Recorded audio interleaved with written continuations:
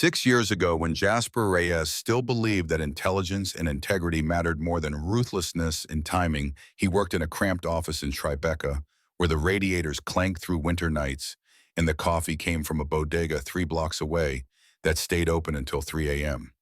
The office occupied the third floor of a building that had been a garment factory in the 1920s, and the exposed brick walls still showed the mounting holes where industrial sewing machines had once bolted to the floor. Two desks faced each other across a space barely wide enough for both chairs to push back simultaneously, and between them sat a whiteboard that measured 8 feet across and was covered entirely in mathematical notation that looked like the fever dream of someone who'd confused calculus with ancient Sumerian. Damian Ross stood at that whiteboard with a red marker in his left hand and his tie loosened around his neck, because it was 2:15 a.m. and they'd been working for 19 hours straight. His shirt sleeves were rolled to the elbows, and his dark hair stood up in peaks where he'd been running his fingers through it every time he hit a problem that required thinking around rather than through. He was 28 years old and looked younger when he smiled, which he did often back then, because they were building something that would change everything, and the future felt like a door that was opening rather than closing. Listen to this, Jasper. Damien's voice carried the excitement of someone who'd just solved a puzzle that had been resistant for weeks. If we modify the regression coefficient here and cross-reference it with the volatility index from the previous trading cycle, we can predict market movement with 93% accuracy up to 48 hours in advance. 93%. Do you understand what that means? Jasper looked up from the laptop where he'd been coding the third iteration of the algorithm they'd started calling Argent Protocol, because silver was the metal that conducted electricity most efficiently, and they needed something that would move faster than human thought could track. He was 29 years old, with the kind of lean build that came from forgetting to eat when work became interesting, and his eyes behind wire-rimmed glasses were the color of slate, in certain light and brown in others, depending on how tired he was. Right now, they were somewhere in between, because exhaustion and exhilaration were competing for dominance, and neither was winning decisively. It means we're about to become very rich very quickly, and every hedge fund on Wall Street is going to want to either hire us or destroy us. Jasper stood and crossed to the whiteboard, studying the equations that Damien had just modified. But there's a problem with this coefficient structure. You're assuming market participants will behave rationally when confronted with information that contradicts their previous positions, and that assumption breaks down during periods of extreme volatility when emotion overrides logic. Damien frowned and looked at the whiteboard again, then nodded slowly. You're right. So we need a correction factor that accounts for irrational behavior during high-stress periods. Something that treats panic as a measurable variable rather than as noise in the system. Exactly. Jasper picked up a blue marker and began writing a new set of equations below Damien's work. If we incorporate historical data from flash crashes and market panics, we can create a weighted index that predicts when rationality is likely to fail and adjust the algorithm accordingly. It won't be perfect, but it should push our accuracy up to 95 or 96%. They worked side by side for another hour, building the mathematical architecture that would eventually become the foundation for trades worth billions of dollars, and the only sounds were the scratch of markers on whiteboard and the occasional hum of satisfaction when a particularly elegant solution emerged from the chaos of variables and coefficients. At 3:30 a.m., the door opened and brought with it the smell of jasmine and rain, because it had started drizzling outside, and Lisa Reyes had walked 6 blocks from the subway carrying takeout containers from the Vietnamese restaurant near their apartment in Brooklyn. She was 27 years old, with blonde hair that fell past her shoulders and a smile that could make Jasper forget about equations and trading algorithms, and everything except the fact that he'd somehow convinced this woman to marry him, despite his tendency to work until dawn and his complete inability to remember anniversaries without calendar reminders. She set the takeout on Jasper's desk and kissed the top of his head, and her hand rested briefly on her stomach, where their daughter was growing, though they wouldn't know for another 3 months that the baby would be a girl. You two are going to work yourselves into early graves. Lisa's voice carried affection rather than criticism, because she'd been a psychiatric nurse before pregnancy had made the overnight shifts too exhausting, and she understood obsession when it served a purpose rather than when it became self-destruction. I brought pho because I figured you'd both forgotten to eat again. Damien turned from the whiteboard, and his smile was genuine and warm, in the way it would stop being after everything fell apart. Lisa, you are an angel sent from heaven to save us from our own stupidity. He moved to the desk and opened one of the containers, and steam rose carrying the scent of star anise and cilantro, and beef that had been simmering for hours until it fell apart at the slightest pressure. They ate together in the small office while rain tapped against the windows and turned the streetlights below into watercolor smudges of yellow and white. And Damien told Lisa about the breakthrough they just achieved with the coefficient structure and how Argent Protocol was going to revolutionize algorithmic trading in ways that would make high-frequency trading look primitive by comparison. Lisa listened with the patient attention of someone who loved Jasper enough to care about what consumed his waking hours, even when she didn't fully understand the technical details. And she asked questions that were intelligent and perceptive because her mind worked differently than theirs, but no less effectively. When do you think you'll be ready to show this to investors? Lisa directed the question at both of them, but her eyes were on Jasper because even then she understood that while Damien was brilliant and charismatic and essential to the work they were doing, Jasper was the one who would ultimately determine whether Argent Protocol succeeded or failed, based on the elegance and reliability of the code he was writing. Another 6 weeks if everything goes well. Jasper set down his container and pulled Lisa closer, his arm around her waist, and his hand resting on the barely perceptible swell of her stomach.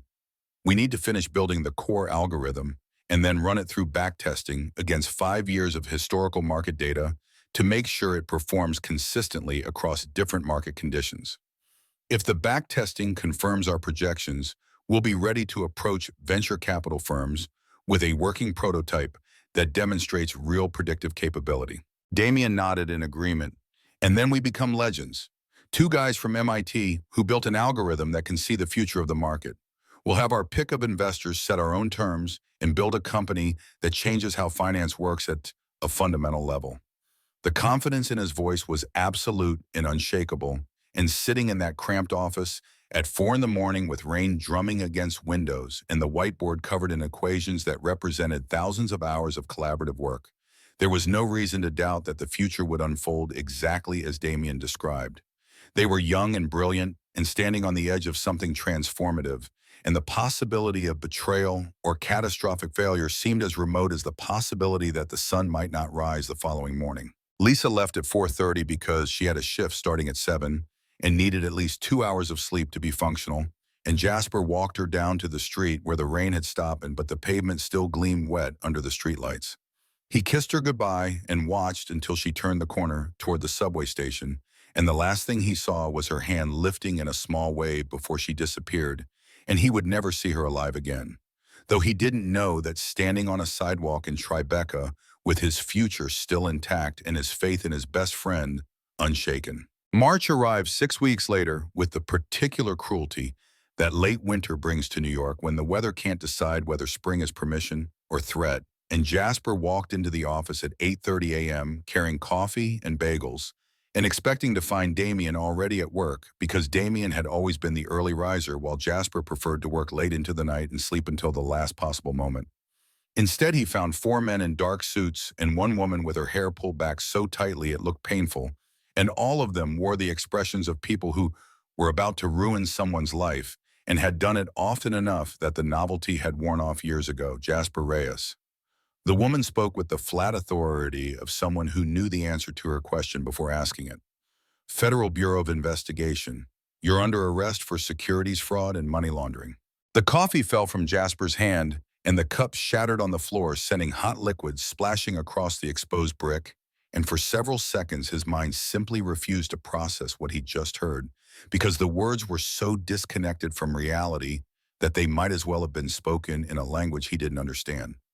Then 2 of the men moved forward, and one of them was pulling Jasper's arms behind his back, and the cold metal of handcuffs clicked around his wrists with a sound that would echo through his nightmares for years afterward. There's been a mistake. Jasper heard his own voice as if from a great distance, and it sounded thin and unconvincing even to him.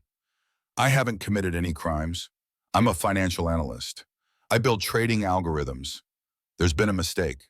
But there hadn't been a mistake, or rather, the mistake had been made deliberately and with such meticulous attention to detail that it would take years to unravel. And by then, it would be far too late to salvage anything except the bitter knowledge of how completely he'd been deceived. The agent showed him evidence that existed in databases he'd never accessed, in emails that bore his digital signature, despite the fact that he'd never written them, and they explained in the patient tones of people who'd given this speech many times before that he was being charged with conducting illegal trades from accounts registered in the Cayman Islands, and with laundering the proceeds through a network of shell companies that had been set up using stolen identities. The evidence was perfect in the way that only fabricated evidence could be perfect, because real crimes left messy trails and inconsistent patterns, while manufactured crimes could be designed with the precision that came from having unlimited time to construct a narrative without the pressure of actually committing the underlying acts. There were transaction logs showing trades made from Jasper's computer during hours when he'd been asleep, or at dinner with Lisa, or standing in the hospital watching his daughter being born, but the timestamps had been altered with such sophistication that forensic analysis would later fail to detect the manipulation. There were emails discussing criminal activity in language that sounded like someone who'd never committed a crime trying to imagine what a criminal might write, but juries would read them and see confession rather than forgery. And most damning of all, there was the single person who had access to every system and every password and every piece of code that Jasper had written over 4 years of building Argent Protocol from abstract theory into functional reality. Damian Roth, the best friend who'd eaten pho at 3 a.m. and talked about changing the world, and who had vanished completely the morning of Jasper's arrest without a phone call or an email or any explanation, except the deafening silence of someone who'd planned every detail of a betrayal so thorough that it consumed not just Jasper's career and freedom, but every aspect of the life he'd been building. The trial lasted 6 months and unfolded with the inexorable logic of a machine designed to produce a predetermined outcome, regardless of what evidence might suggest if examined by someone who actually cared about truth rather than conviction rates. Jasper's attorney was court-appointed because Lisa had used their savings trying to hire private counsel until she'd run out of money and options, and the attorney was a tired man in his 50s who handled too many cases with too little time and who went through the motions of mounting a defense with the enthusiasm of someone who knew the result before opening statements began.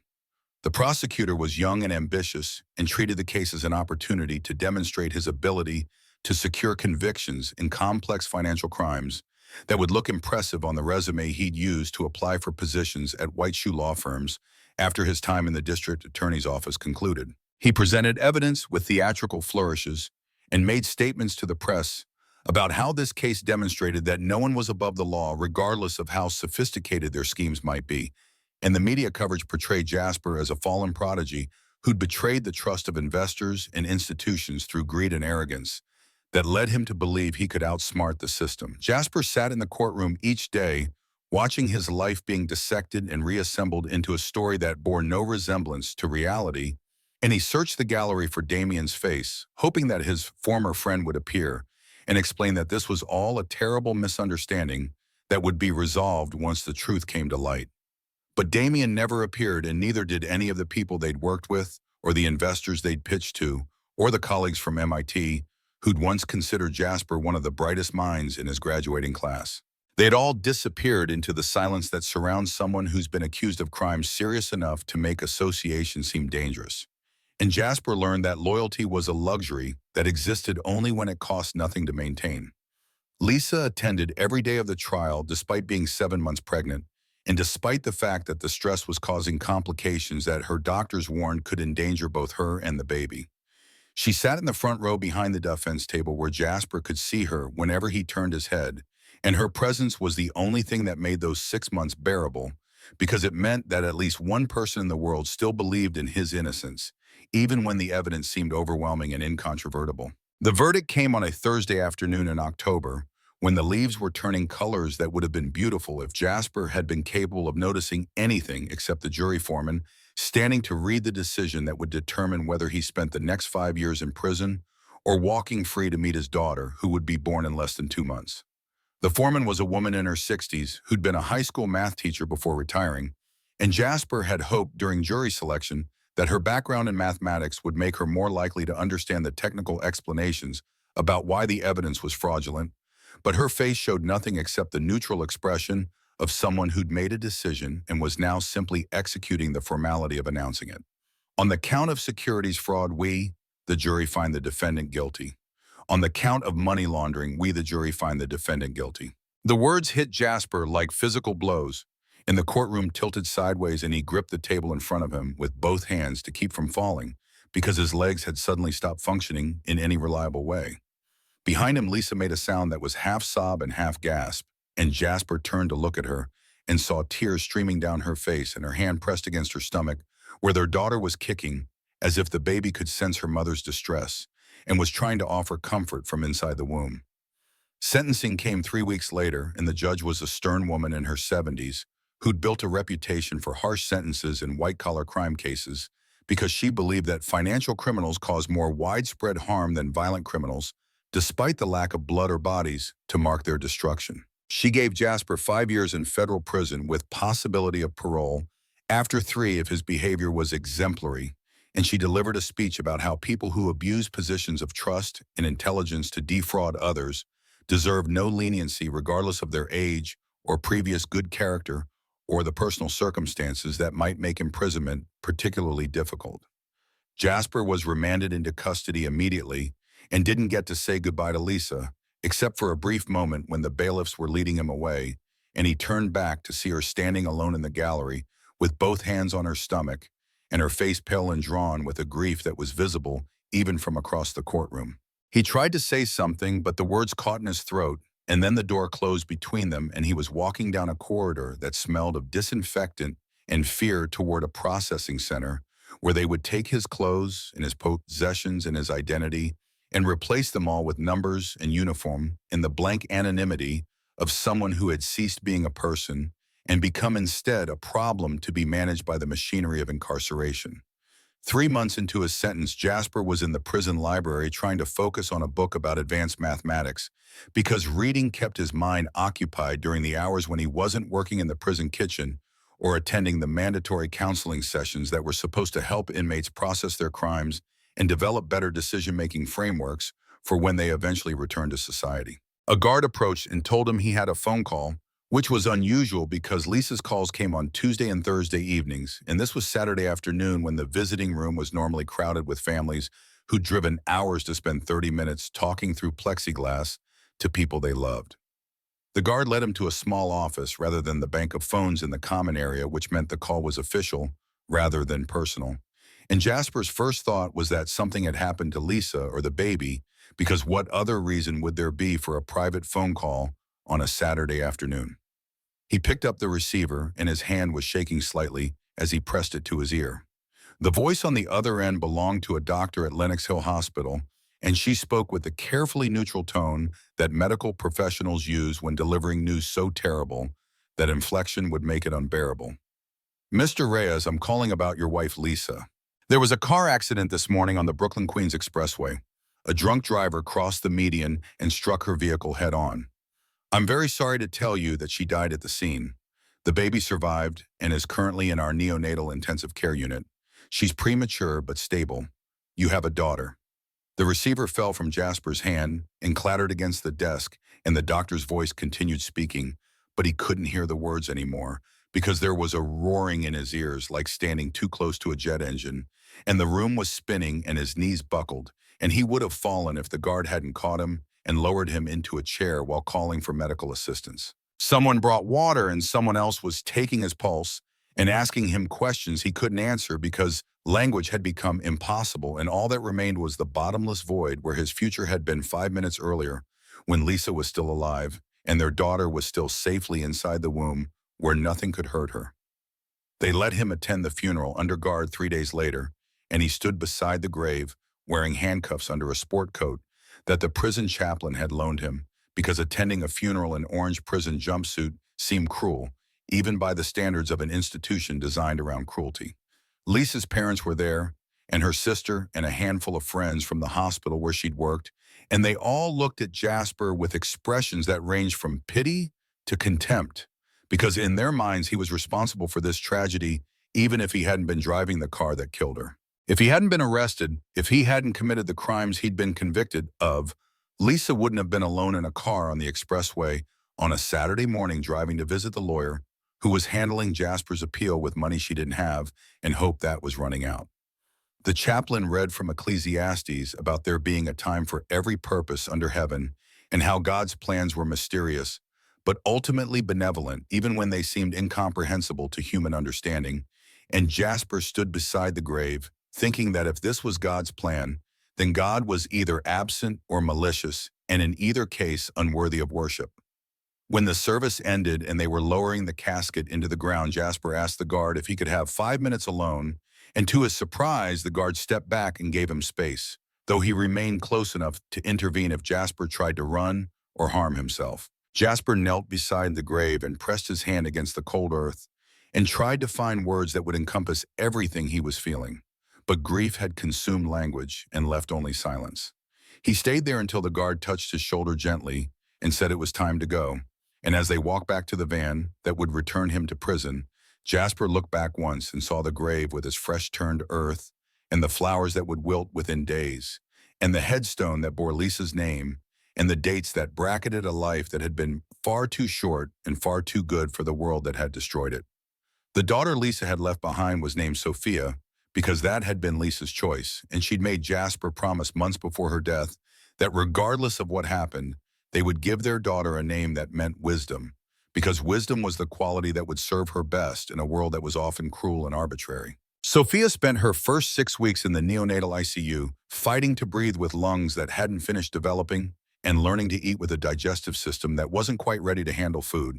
And Jasper wasn't there for any of it because prisoners don't get parental leave, and the system didn't care that he had a daughter who might die before he ever got to hold her. Lisa's parents took custody of Sophia when she was finally released from the hospital, and they brought her to visit Jasper once a month in the visiting room where he could hold her for 30 minutes, while supervised by guards who watched to make sure he didn't try to pass her anything that might constitute contraband. He watched his daughter grow from an infant who fit in his 2 hands to a toddler who could sit up and then crawl and then walk, and each visit was simultaneously the best and worst hour of his month, because seeing her meant knowing how much of her life he was missing and would continue to miss for years that felt interminable. When Sophia was 18 months old, Lisa's parents discovered that she had a rare metabolic disorder that prevented her body from producing an enzyme necessary for processing certain proteins. And without treatment, the condition would cause progressive organ damage that would be fatal before she reached adolescence. The treatment existed, but it was experimental and expensive and not covered by insurance. And Lisa's parents were retired teachers living on fixed incomes that had never been designed to accommodate the cost of keeping a toddler alive through monthly injections that cost $8,000 each. They came to tell Jasper during one of the monthly visits, and they asked if he had any savings or investments or family who might be able to help, and Jasper had to explain that everything he'd owned had been seized during the criminal case, and that he had no family except an uncle in Oregon who disowned him after the conviction and who wouldn't respond to letters. Lisa's mother cried while explaining that they had already taken out a second mortgage on their house and borrowed from their retirement accounts, and they were doing everything they could, but it wasn't enough, and they didn't know what else to do. Jasper sat in the visiting room holding Sophia, who was playing with a plastic truck and who had no idea that her body was slowly destroying itself from the inside, or that the adults around her were helpless to prevent it, and he felt a rage so intense that it was almost transcendent, because the powerlessness was absolute, and there was nothing he could do from inside a prison cell except watch his daughter die because he couldn't earn money to pay for medicine and couldn't be present to care for her and couldn't even explain to her that her father loved her more than anything in the world and would trade his life for hers without hesitation if such trades were possible.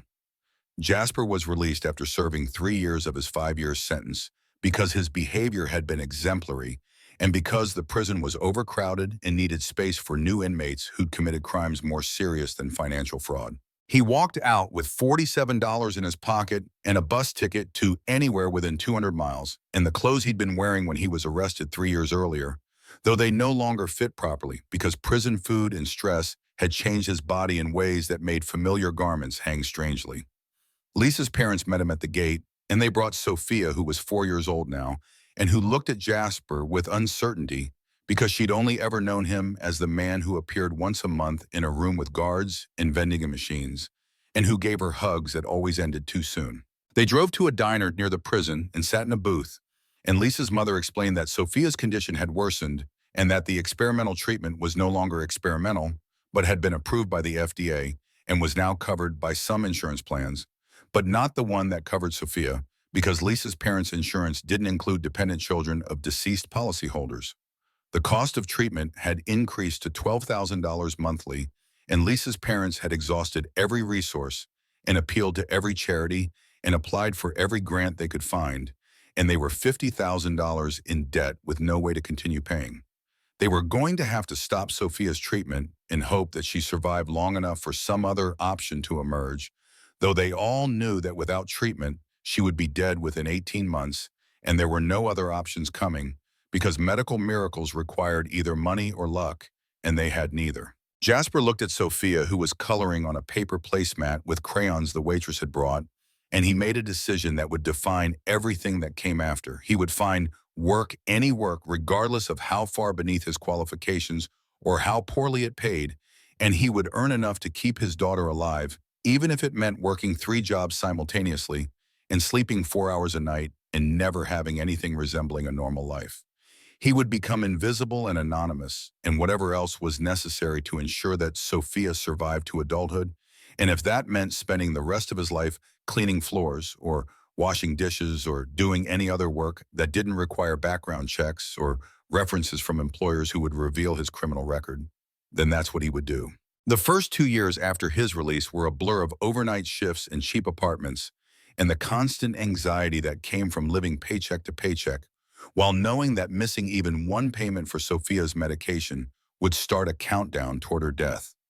Jasper worked as a dishwasher and a night security guard and a warehouse loader and eventually a janitor because custodial work paid slightly better than the other options available to him, and because the hours were flexible enough that he could be present for Sophia in the mornings when Lisa's parents brought her for visits before school. He changed his name legally from Jasper Reyes to Javier Ruiz because employers were less likely to discover his criminal record if they were searching for the wrong name, and he constructed an entire alternate identity with fabricated employment history and references from businesses that no longer existed, and educational credentials from schools that didn't keep records going back far enough to contradict his claims. The deception made him sick with guilt because lying had been the crime Damien had framed him for, and here he was actually lying just to survive. But survival required compromises, and if the choice was between honesty and keeping his daughter alive, then honesty would lose every time. Lisa's parents died within 6 months of each other when Sophia was 6 and Jasper became her sole guardian, which meant he could no longer rely on them to provide the stability and care that his irregular schedule and minimal income prevented him from offering. He found an apartment in Seattle where the cost of living was slightly lower than New York, and where the distance from his past allowed him to start over without constantly encountering people who might recognize him from the trial coverage. The apartment was in a neighborhood where gunshots punctuated summer nights and sirens provided ambient noise year-round, but the rent was affordable, and the landlord didn't ask questions about employment history or run credit checks that would reveal the bankruptcy Jasper had filed to deal with the medical debt that had accumulated during Sophia's early treatment. Sophia adjusted to Seattle with the resilience that children possess when they don't fully understand how precarious their situation actually is, and she attended public school and made friends and excelled in mathematics with an intuitive grasp of complex concepts that reminded Jasper painfully of the work he'd once done when his mind was engaged with problems more sophisticated than ensuring the cleaning supply lasted until the next paycheck. She asked him sometimes why he worked at night instead of during the day, like other parents, and Jasper explained that night shifts paid better and allowed him to be home in the mornings when she needed help getting ready for school, which was true even if it wasn't the complete truth that included the fact that night shifts also meant fewer supervisors and less scrutiny and minimal interaction with coworkers who might ask questions about his past. The medicine that kept Sophia alive came in monthly shipments that required signatures and temperature-controlled storage and careful adherence to injection schedules that couldn't vary by more than 2 hours without risking decreased effectiveness. Jasper kept the medication in a mini refrigerator in his bedroom, and he set alarms on his phone to ensure he never missed an injection time, and he learned to give injections with the steady hands of someone who understood that this particular skill was literally the difference between his daughter living and dying. When Sophia was 8 years old and had been stable on her medication regimen for 3 years with no major complications, Jasper secured a position as night janitor at the Obsidian Spire, a gleaming tower of steel and glass in downtown Seattle that housed the regional offices of several major corporations, including Mercer Capital Group. The position paid $16 an hour, which was $2 more than his previous job, and it came with health insurance that covered Sophia's routine medical care, though not the experimental medication that kept her metabolic disorder under control. The Obsidian Spire represented the kind of wealth and power that Jasper had once imagined he might possess if Argent Protocol had succeeded, and if Damien hadn't betrayed him, and if any of the thousand other variables that determine whether brilliant people became successful or destroyed had aligned differently.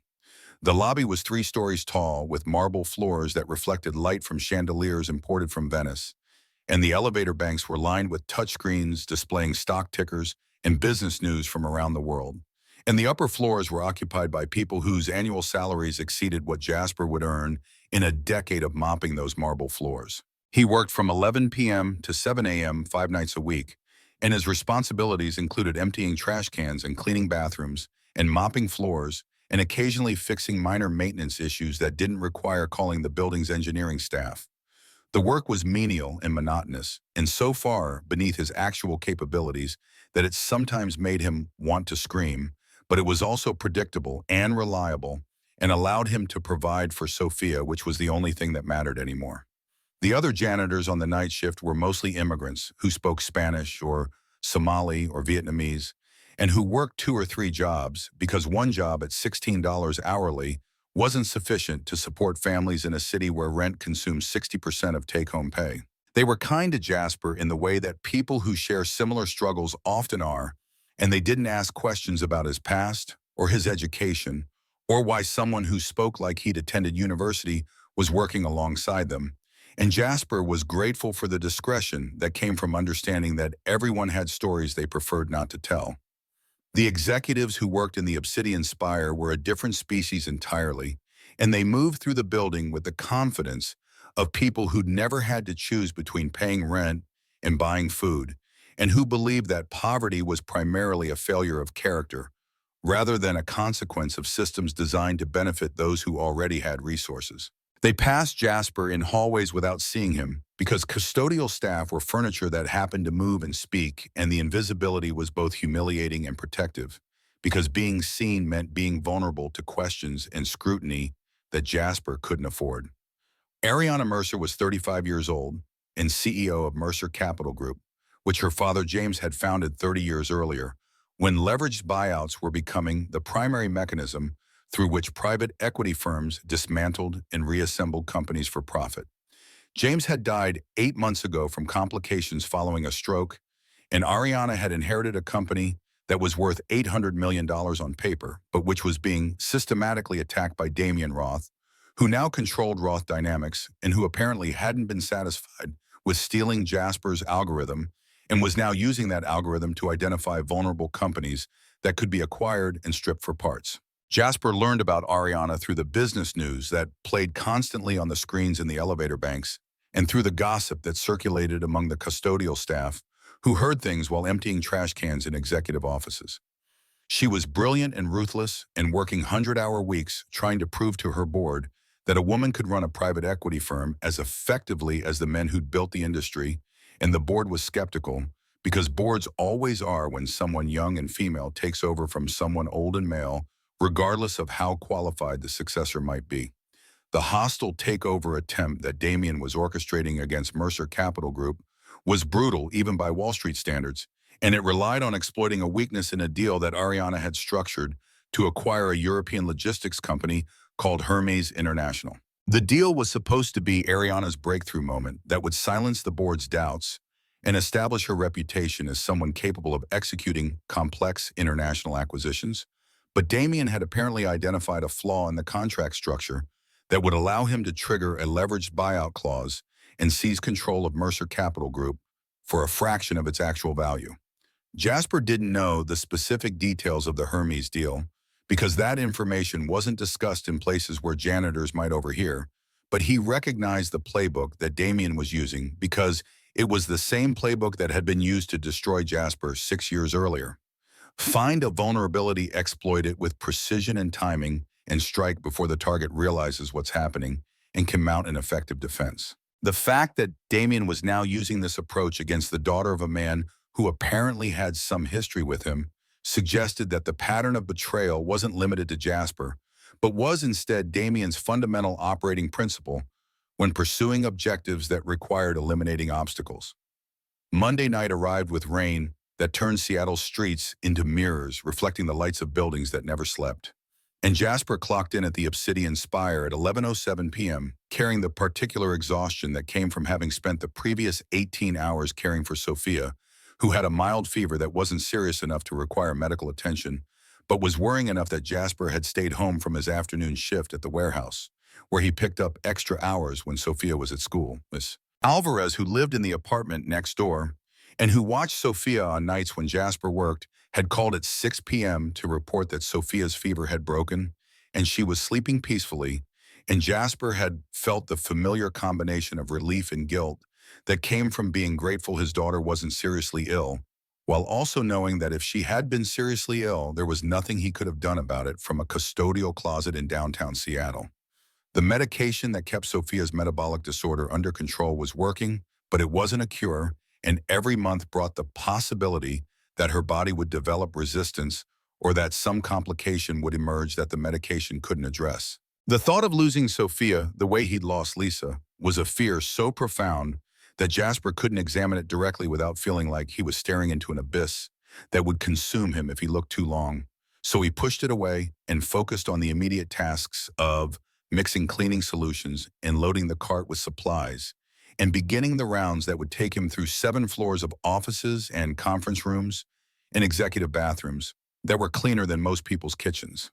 He was on the 3rd floor mopping the marble hallway outside the Mercer Capital Group offices when he heard voices coming from the lobby 3 floors below, and the voices were loud enough and angry enough that they carried through the building's atrium despite the acoustic dampening that was supposed to prevent exactly this kind of sound transmission.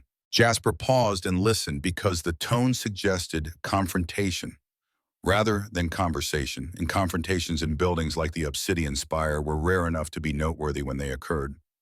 One of the voices was female and controlled despite the obvious anger underneath, and Jasper recognized it as belonging to Ariana Mercer, because he'd heard her speaking at a company presentation that had been broadcast on the lobby monitors 2 weeks earlier.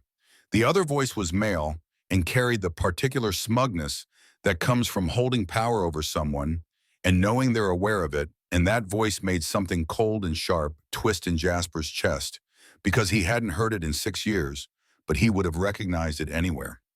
Damien Roth had come to the Obsidian Spire.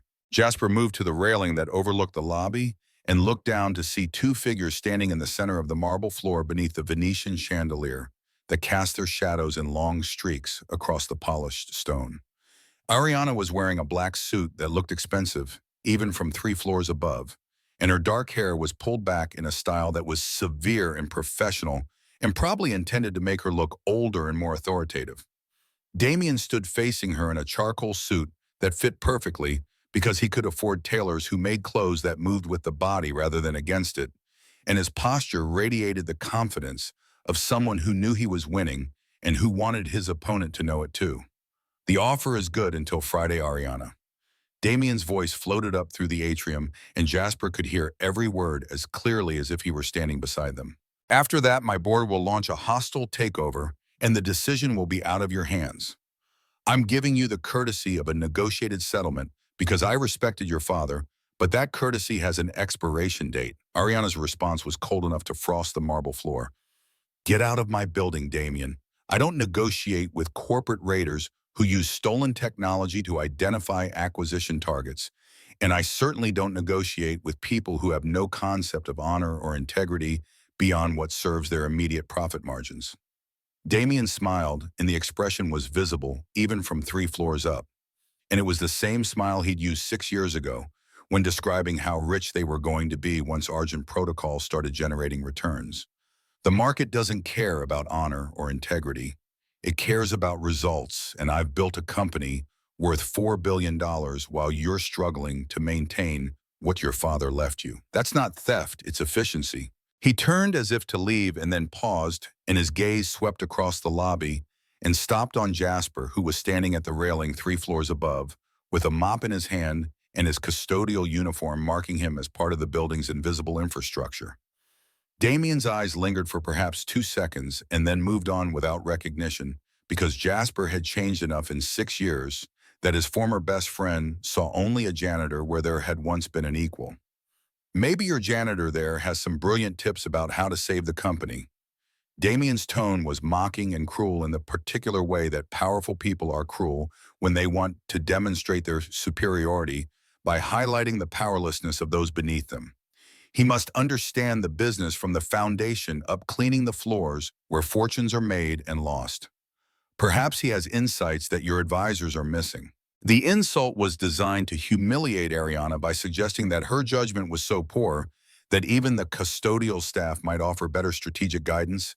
And it worked because Ariana's face flushed with anger and her hands clenched at her sides, and her voice when she responded was tight with fury that was barely contained. All right, you heard him. Ariana turned toward Jasper, and her eyes were hard as diamonds when they locked onto his position at the third-floor railing. Give me your genius financial advice. What's your master plan to save Mercer Capital Group from the hostile takeover that Damien Roth is orchestrating? The question was rhetorical and sarcastic and meant to demonstrate that she was unbothered by Damien's mockery, but it hung in the air waiting for an answer that Ariana clearly didn't expect to receive. Jasper gripped the mop handle and felt his heart racing because he had a choice to make in the next 5 seconds that would determine whether he remained invisible and safe or whether he stepped into visibility and risk and the possibility of reclaiming something he'd lost 6 years ago when Damien had stolen everything. He thought about Sophia sleeping in their apartment with Mrs. Alvarez watching over her, and he thought about the medication in the refrigerator that cost $12,000 monthly and which Jasper could barely afford even working 2 jobs. And he thought about the fact that Damien was using Argent Protocol to destroy companies and lives the same way he destroyed Jasper's life, and that if no one stopped him, he would continue doing it forever because that's what predators do when they encounter no resistance. Jasper set the mop against the railing and spoke with a voice that was calm and clear and carried through the atrium with the authority of someone who knew exactly what he was talking about, even if he was wearing a custodial uniform and standing 3 floors above the conversation. Cancel the Hermes deal. The words fell into the lobby like stones dropped into still water, and for a moment no one moved or spoke because the statement was so unexpected and so specific that it demanded attention despite coming from someone who had no apparent right to offer opinions about multi-million-dollar corporate acquisitions. Ariana stared up at Jasper with an expression that cycled through surprise and confusion and then sharpened into the focused attention of someone who just heard something that contradicted her expectations in a way that suggested it might be important. Jasper continued before the moment could collapse back into mockery and dismissal. Your offshore company structure isn't properly protected, and it exposes a vulnerability in the leveraged buyout clause buried in the contract. When you sign on Friday, you won't be buying a company. You'll be handing over 51% control of Mercer Capital Group for pennies on the dollar, because Damien has structured the deal so that any irregularity in the offshore assets triggers a buyback provision at a preset price that's catastrophically below market value. Silence swallowed the lobby like a vacuum, drawing the air out of the room, and Jasper could see Damien's smile vanishing and being replaced by astonishment that shifted rapidly toward rage as he realized that somehow a janitor had just described the exact mechanism of the trap that Damien had spent months constructing in cooperation with someone inside Mercer Capital Group who was feeding him confidential information.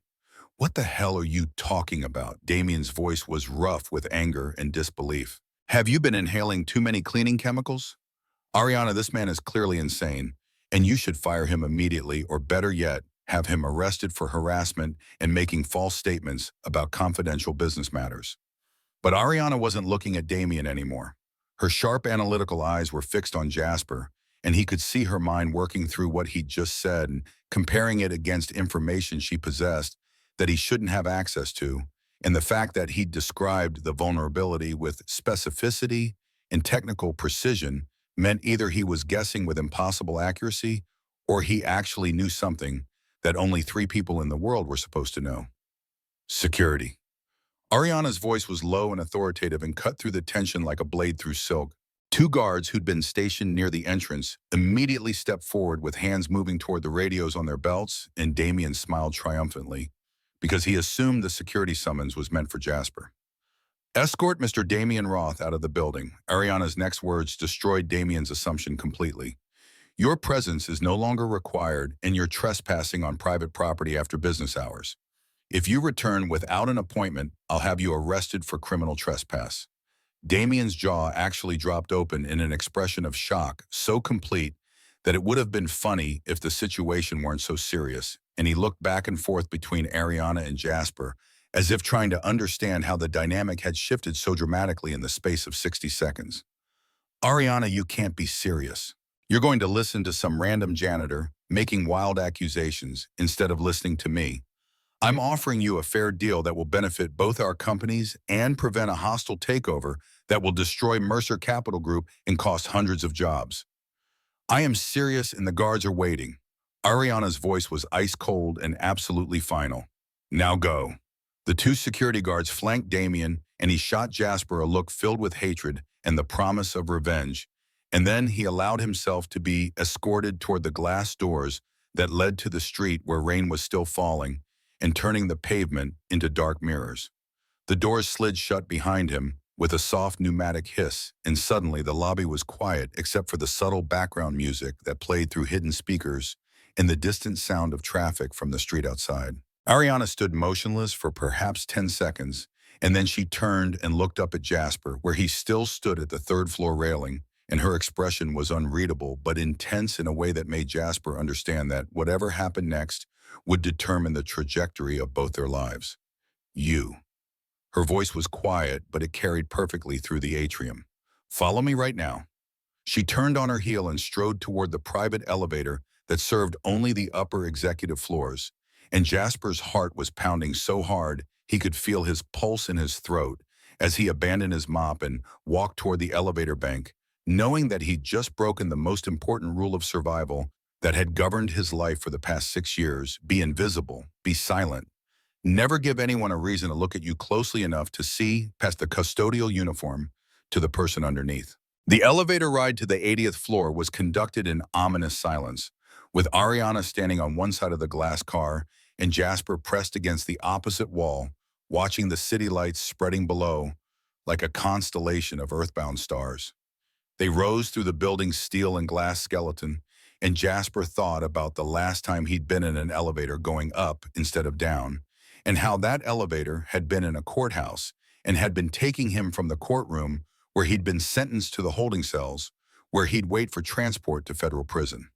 The elevator doors opened directly into Ariana's office, which occupied the entire 80th floor and which was designed to intimidate through the aggressive minimalism that came from having enough money that furniture became optional and empty space became a statement of power. The floor was polished black stone that reflected the lights of the city, visible through windows that wrapped around 3 sides of the room, and the only furniture was a massive desk made from a single piece of dark wood that probably cost more than Jasper earned in a year, and 2 chairs positioned in front of that desk, like supplicants before a throne. Ariana walked to the desk but didn't sit, instead turning to face Jasper with her arms crossed and her face a mask of controlled tension that suggested she was balancing multiple competing impulses and hadn't yet decided which one would prevail. Who are you? The question was an accusation delivered with the force of someone who was accustomed to receiving truthful answers immediately. Jasper Reyes. He answered with the name he'd stopped using 6 years ago when he'd legally changed it to Javier Ruiz, and the old name felt strange in his mouth, like speaking a language he'd once been fluent in, but had since forgotten through disuse. Night shift cleaning department. Don't play games with me. Ariana's voice snapped like a whip, and she took a step closer with her eyes blazing. There are 3 people in the world who know about the leverage clause in the Hermes deal: me, my chief legal counsel, and the snake I just kicked out of my lobby. So I'll ask again, and this time I want the truth. Who are you, and how do you know about my offshore structure and the buyback provision that's buried in 40 pages of legal boilerplate that nobody except specialized attorneys should be able to parse. Jasper's mind spun through possible answers and rejected each one because the truth was too dangerous and too complicated. But lies would be detected instantly by someone as intelligent as Ariana clearly was. He settled for a version that was accurate without being complete, the kind of answer that provided information while withholding context. I read a lot. His voice was quiet but steady. Public filings, market analysis, financial news.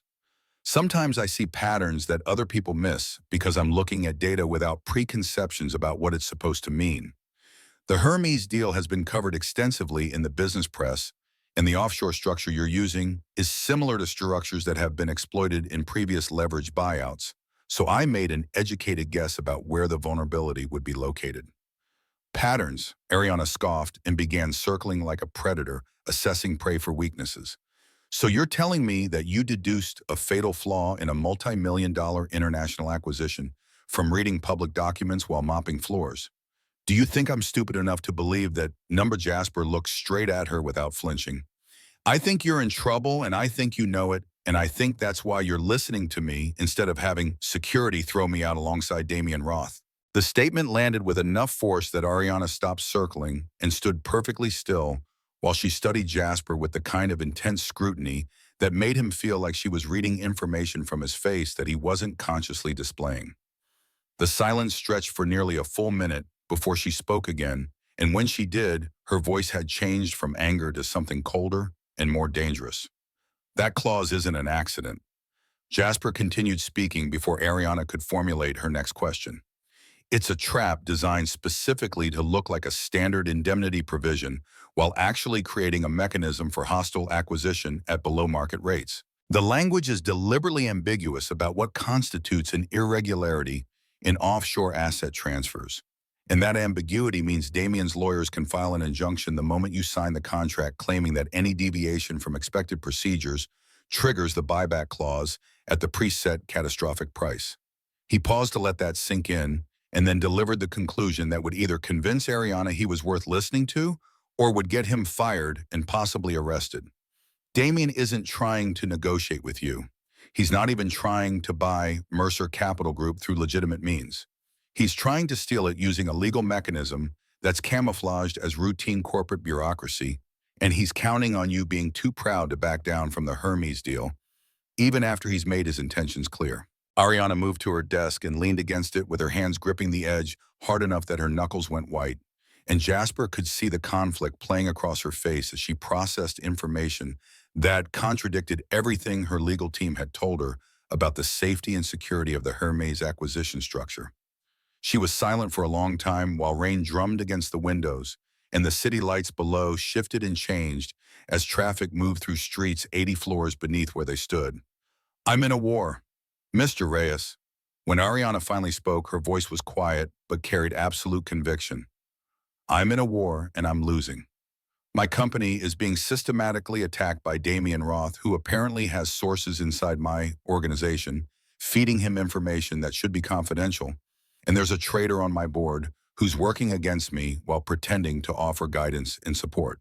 The Hermes deal was supposed to be my last line of defense, the move that would stabilize Mercer Capital Group and prove to the board that I'm capable of executing complex international acquisitions. Now you're telling me it's actually a guillotine waiting to fall. She pushed away from the desk and closed the distance until she was standing directly in front of Jasper, close enough that he could smell her perfume, which was subtle and expensive and probably cost more per ounce than Sophia's medication. I don't care if you're a spy or a ghost or some kind of prodigy who learned corporate finance from textbooks you checked out from the public library. Right now, you are the only person who has given me a piece of the truth when everyone else has been either lying to my face or feeding me reassurances that turned out to be worthless. She held up two fingers, and her expression was absolutely serious. 48 hours. That's all the time you get. I want incontrovertible proof that Damian Roth set a trap in the Hermes contract. I want to know who my traitor is, and I want evidence that will stand up in court or, at minimum, will be sufficient to force them off my board. And I want to know how to flip this entire situation so that instead of destroying me, it destroys Damian and whoever is working with him. Jasper stared at her, trying to process what she was asking, because it was insane and impossible, and would require access to systems and information that janitors definitely didn't have and might not be able to obtain even if they had the skills to analyze what they found. You want me to investigate your company, to identify the person who's betraying you and find proof of conspiracy between them and Damian Roth. In 48 hours, I want you to save it. Ariana corrected him, and her voice dropped to a level that was almost intimate despite the threat it contained. You'll have my personal authority and full access to our data systems, personnel records, and financial databases. No one will be allowed to question what you're doing or why you're accessing information that's normally restricted to senior executives. You'll report directly to me and only to me. She leaned in closer, and her eyes were hard as diamonds when they met his. If you succeed, you can write your own paycheck and name your price for whatever you want, whether that's money or a position at Mercer Capital Group or anything else within my power to provide. But if you fail, if you waste my time, or if this turns out to be some elaborate con designed to help Damien, I will personally ensure that the rest of your life is spent in a federal prison. Do you understand? Jasper thought about Sophia sleeping in their apartment with Mrs. Alvarez watching over her, and he thought about the medication that cost $12,000 monthly and the fact that the current supply would run out in 6 weeks, and he had no idea how he was going to afford the next shipment. He thought about Damian Roth walking through the world as a billionaire, while Jasper mopped floors and lived in fear of anyone discovering who he'd been before prison. And he thought about the fact that if he didn't do this, then Damian would continue destroying people and companies with the same algorithm that Jasper had helped create back when he'd believed that intelligence and integrity mattered. The ghost inside him that had been dormant for 6 years stirred from the ashes where it had been buried, and Jasper felt something that might have been hope, or might have been rage, or might have been the desperate recognition that this was the only chance he would ever have to reclaim any part of what had been stolen. Yes, Miss Mercer. His voice was steady and carried the strength he'd thought was gone forever. I understand. Ariana pressed the intercom button on her desk with the decisive efficiency of someone who'd learned that hesitation was weakness and that subordinates responded best to commands delivered without preamble or apology. Nina, cancel my entire schedule for the next 48 hours. All meetings, all calls, everything. Then I need you to issue a new security badge with Alpha Prime access for Mr. Jasper Reyes, effective immediately. He'll have unlimited access to the full network databases and restricted areas of Mercer Capital Group. He operates directly under my authority with no questions and no delays. Understand. The response came through the speaker with professional calm that suggested Nina Patel had worked for Ariana long enough to know that questioning unusual orders was career limiting. Understood, Miss Mercer. Anything else? Yes. Prepare the auxiliary strategy room on this floor and bring up a secure laptop with direct mainframe access. Right away. Jasper stood motionless while these arrangements unfolded around him, and part of his mind was screaming that this was insane and that he should walk away before the situation escalated beyond his ability to control it. But another part recognized that walking away meant returning to mopping floors, while Damien continued using Argent Protocol to destroy lives and companies with impunity. The choice between safety and justice had been made the moment he'd opened his mouth in the lobby, 3 floors below, and now the only option was forward, regardless of where that path led. The strategy room is at the end of the corridor. Ariana pointed toward a steel door that looked like it might lead to a utility closet, but which apparently concealed something considerably more sophisticated. It's soundproof and has a direct fiber optic line to our internal servers. You'll work there with everything you need. My personal number will be preset on the desktop, and you report only to me. No one else gets information about what you're doing or what you find. Clear, clear. Jasper's voice was steadier than he felt, and he followed Ariana's gesture toward the corridor that ran along the eastern side of the 80th floor. Nina Patel appeared moments later, moving with the brisk efficiency of someone who'd been executive assistant long enough to anticipate needs before they were articulated. She was perhaps 40, with dark hair cropped in a style that was professional without being severe, and her eyes held the sharp intelligence of someone who saw everything and forgot nothing. She handed Jasper a heavy black laptop and a white security card with a gold chip embedded in the plastic, and she didn't meet his eyes, which suggested either professionalism or burning curiosity that was being suppressed through force of will. Ariana led Jasper to the door that had looked like a utility closet and placed her finger on a biometric scanner that was nearly invisible against the brushed steel surface. The lock disengaged with a soft click and the door swung open to reveal a room that was maybe 12 feet square, with glass walls on three sides and a view that looked out over Seattle's downtown core where buildings glittered like vertical rivers of light against the darkness. Inside was a minimalist desk with a high-back chair and a large screen mounted on the only solid wall, and the space had the sterile quality of somewhere designed for function rather than comfort. Go. Ariana's voice was curt and carried no warmth. The clock is ticking, and I have 47 hours and 32 minutes until Friday morning when the Hermes signing is scheduled. Don't waste time. Jasper stepped into the glass room and heard the door close behind him with a decisive hiss that made the space feel simultaneously like a sanctuary in a fishbowl, where every movement would be visible to anyone passing in the corridor outside. He set the laptop on the desk and powered it up, and the screen lit with a black background and a single icon in the center labeled Mercer Archives, in white text that somehow managed to look both innocuous and ominous. The scent of new plastic and metal from the laptop hit him with the force of memory, and for a moment he was back in the Tribeca office with Damien scrawling equations on the whiteboard and Lisa bringing pho at 3 in the morning, when the world had seemed full of possibility rather than threat. His fingers hovered over the keyboard, and the calluses from gripping mop handles made the keys feel strange under his touch. But the muscle memory of typing code returned instantly, like a language that the body remembered even when the conscious mind had tried to forget. Jasper swiped the security card through the reader built into the laptop side, and the screen changed to display "Access Granted" in green letters that pulsed once before dissolving into a directory structure that represented the entire digital architecture of Mercer Capital Group. Financial records stretching back 15 years, internal emails organized by department, and date range acquisition drafts for deals that had succeeded and deals that had collapsed, personnel files containing employment history and performance reviews and salary information that employees probably assumed was confidential, but which was apparently available to anyone with Alpha Prime access. The ocean of data was both overwhelming and familiar, because this was the kind of information environment Jasper had once navigated with ease when he'd been building Argent Protocol and had needed to understand market patterns at levels of granularity that required examining thousands of individual transactions to identify the subtle correlations that predicted future movements. The outside world blurred as the janitor vanished and the analyst returned, and Jasper's hands moved across the keyboard with the focused intensity of someone who'd been starving and had suddenly been given access to food.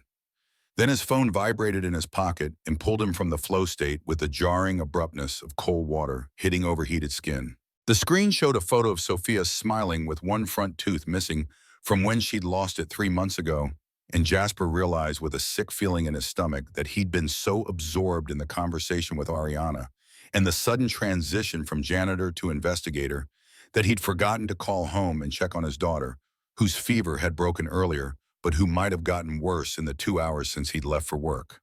"Hey, sweetheart." Jasper kept his voice soft and tried to inject warmth that would mask the anxiety that was tightening his throat. "Daddy's sorry I'm being held up at work. How are you feeling?" Sophia's voice came through small and tired in a way that made Jasper want to abandon everything and drive home immediately regardless of what Ariana had asked him to do. "It's okay, Daddy. Mrs. Alvarez brought soup and let me watch cartoons even though it's past bedtime.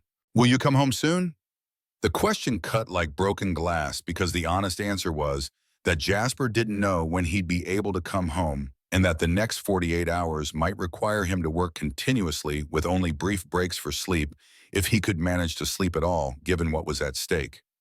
"Daddy can't come home tonight, Sophia. I'm on a special project at work that's really important. But I'll come home as soon as I can, I promise." "Okay." The disappointment in that single word was audible, and it made Jasper's chest hurt with the particular pain that came from failing his daughter even when the failure was necessary. "Don't forget to check my medicine bottle." "Okay, I won't forget." Jasper pressed his lips together and tried not to think about the fact that Sophia was 8 years old and already understood that her survival depended on maintaining careful inventory of medication that cost more than most people earned in a month. I love you, sweetheart. I love you more. Sophia's standard response carried less energy than usual, and then Mrs. Alvarez was on the line confirming that the fever was staying down, and that Sophia had eaten dinner and was about to go to bed, and that everything was fine for now, though the subtext suggested that Mrs. Alvarez had noticed the decline in Sophia's energy that might be normal tiredness, or might be the first sign of something more serious. Jasper ended the call and stared at the phone screen where the photo of Sophia mocked him with the reminder that his daughter's life depended on money he didn't have and that the medication keeping her alive would run out in 6 weeks unless he found a way to afford the next shipment. The 48-hour clock that Ariana had set wasn't just about saving Mercer Capital Group from Damien's hostile takeover. It was about Jasper's only chance to secure the kind of payment that would let him stop working 3 jobs and start being the father that Sophia deserved, instead of the exhausted ghost who was present physically but absent in every other way that mattered. He pulled the small plastic bag from his wallet and counted the pills inside, even though he knew exactly how many there were because he counted them obsessively every morning and every night.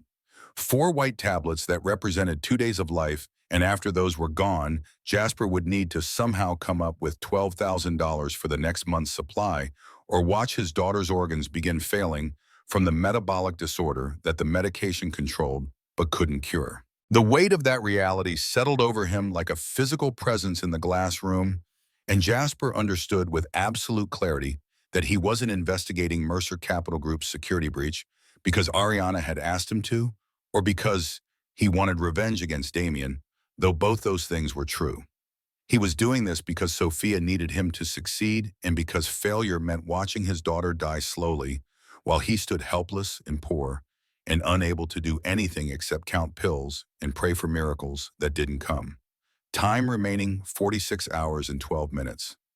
Jasper pushed the medication back into his wallet and turned to the laptop with focus that was sharpened by desperation, and he began the hunt for the traitor who was feeding Damien Roth information that should have been confidential. The obvious starting point that would have been searching for the specific contract language that Jasper had described in the lobby, but obvious approaches rarely worked when investigating people who were sophisticated enough to hide their betrayal inside legitimate business activities. Instead, Jasper searched for the metadata around the files rather than the files themselves, looking for patterns in who had accessed what information and when those accesses had occurred. The Hermes contract existed in multiple versions across different directories because corporate deals evolved through iterations and revisions that accumulated like geological strata, and Jasper opened the file properties for each version and examined the access logs that showed which user accounts had opened or modified the documents. Most of the accesses were exactly what would be expected. Ariana's account, the chief legal counsel's account, various junior attorneys who'd been assigned to work on specific sections, and administrative assistants who'd formatted and distributed drafts. But buried in the access logs for the final version of the contract was something that didn't fit the pattern. The file had been opened at 3:07 a.m. on a Tuesday 2 weeks ago by an account that wasn't associated with any individual user, but was instead a system account labeled HVAC/maintenance primary, which should have had no reason to access financial documents because heating and air conditioning systems didn't need to read merger contracts regardless of how sophisticated the building automation had become. Jasper stared at that entry and felt a familiar rush of recognition that came from finding the thread that would unravel everything if pulled carefully enough. Someone had used the building's environmental control system as a backdoor into Mercer Capital Group's confidential files, and they'd done it at 3 in the morning when the chances of anyone noticing unusual network activity were minimal because most employees were home sleeping and the automated monitoring systems had been configured to ignore HVAC accounts because they generated constant low-level traffic that would trigger false alarms if scrutinized. He cross-referenced the HVAC account's activity against the timestamps for other suspicious file accesses and found a pattern that was both elegant and damning. Every time a confidential document related to the Hermes acquisition had been created or modified, the HVAC account had accessed it within 48 hours, and the access duration was always exactly 2 minutes, which was long enough to download files but short enough to avoid triggering the automated alerts that monitored for unusually long sessions by non-human accounts. The traitor wasn't just stealing information, they were doing it systematically, and with the kind of technical sophistication that suggested either they had significant expertise in network security or they were receiving help from someone who did. Jasper needed to find out who controlled that HVAC account and whether there was any way to trace the downloaded files to their ultimate destination. And to do that, he needed to dig deeper into the server architecture than the standard access logs would reveal. He opened a command line interface and began typing commands that pulled data from system tables that most users didn't know existed, and the screen filled with lines of text that showed every action the HVAC account had taken over the past 6 months. Most of it was exactly what would be expected from environmental control systems: temperature adjustments, humidity, monitoring air quality sensors, reporting their readings every 15 minutes like clockwork. But scattered among that legitimate traffic were the anomalies where the account had accessed financial servers and downloaded files that had nothing to do with making buildings comfortable. Jasper exported the anomalous activity into a separate file and began analyzing the pattern more carefully, and what he found made his blood run cold. The HVAC account hadn't just downloaded the Hermes contract, it had accessed personnel files for Ariana's executive team board meeting, minutes that discussed strategic planning, financial projections that outlined Mercer Capital Group's cash flow vulnerabilities, and internal emails that revealed tensions between Ariana and certain board members who questioned her leadership. Whoever was feeding information to Damien wasn't just helping him exploit a single deal, they were providing him with a comprehensive intelligence package that would allow him to attack Mercer Capital Group from multiple angles simultaneously. This wasn't corporate espionage, it was systematic betrayal by someone who had both the access and the motivation to destroy the company from within. Jasper needed to identify the person behind the HVAC account, and to do that he needed to find some connection between the digital footprints and physical human beings who worked at Mercer Capital Group. He searched through the access logs looking for any pattern that might reveal when the trader was working versus when they were using automation, and he found something interesting in the timing. The HVAC account's suspicious activities always occurred between 3 a.m. and 5 a.m. on Tuesday and Thursday mornings, and they always lasted less than 3 minutes, which suggested someone logging in remotely during hours when they were supposedly not working.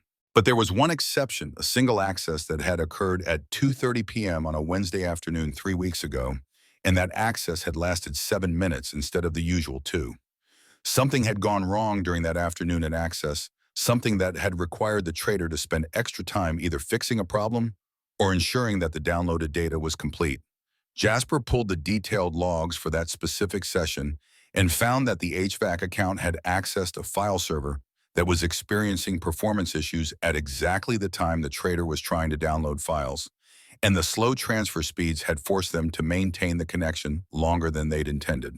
But maintaining that connection meant leaving digital fingerprints that were more detailed than the usual brief sessions, and Jasper could see in the logs that the HVAC account had accessed the file server from an IP address that was inside Mercer Capital Group's corporate network rather than coming from outside through a VPN. The trader had been physically present in the building during that Wednesday afternoon access, sitting at a computer that was connected directly to the internal network. Jasper cross-referenced the IP address against the directory of assigned workstations and found that it belonged to a computer in a corner office on the 79th floor, one floor below Ariana's penthouse suite. The office was assigned to Harold Pierce, senior board advisor, and the man whom Ariana had described in passing as being someone her father had trusted for 30 years and whom she considered a mentor figure who'd helped guide her through the transition after James Mercer's death.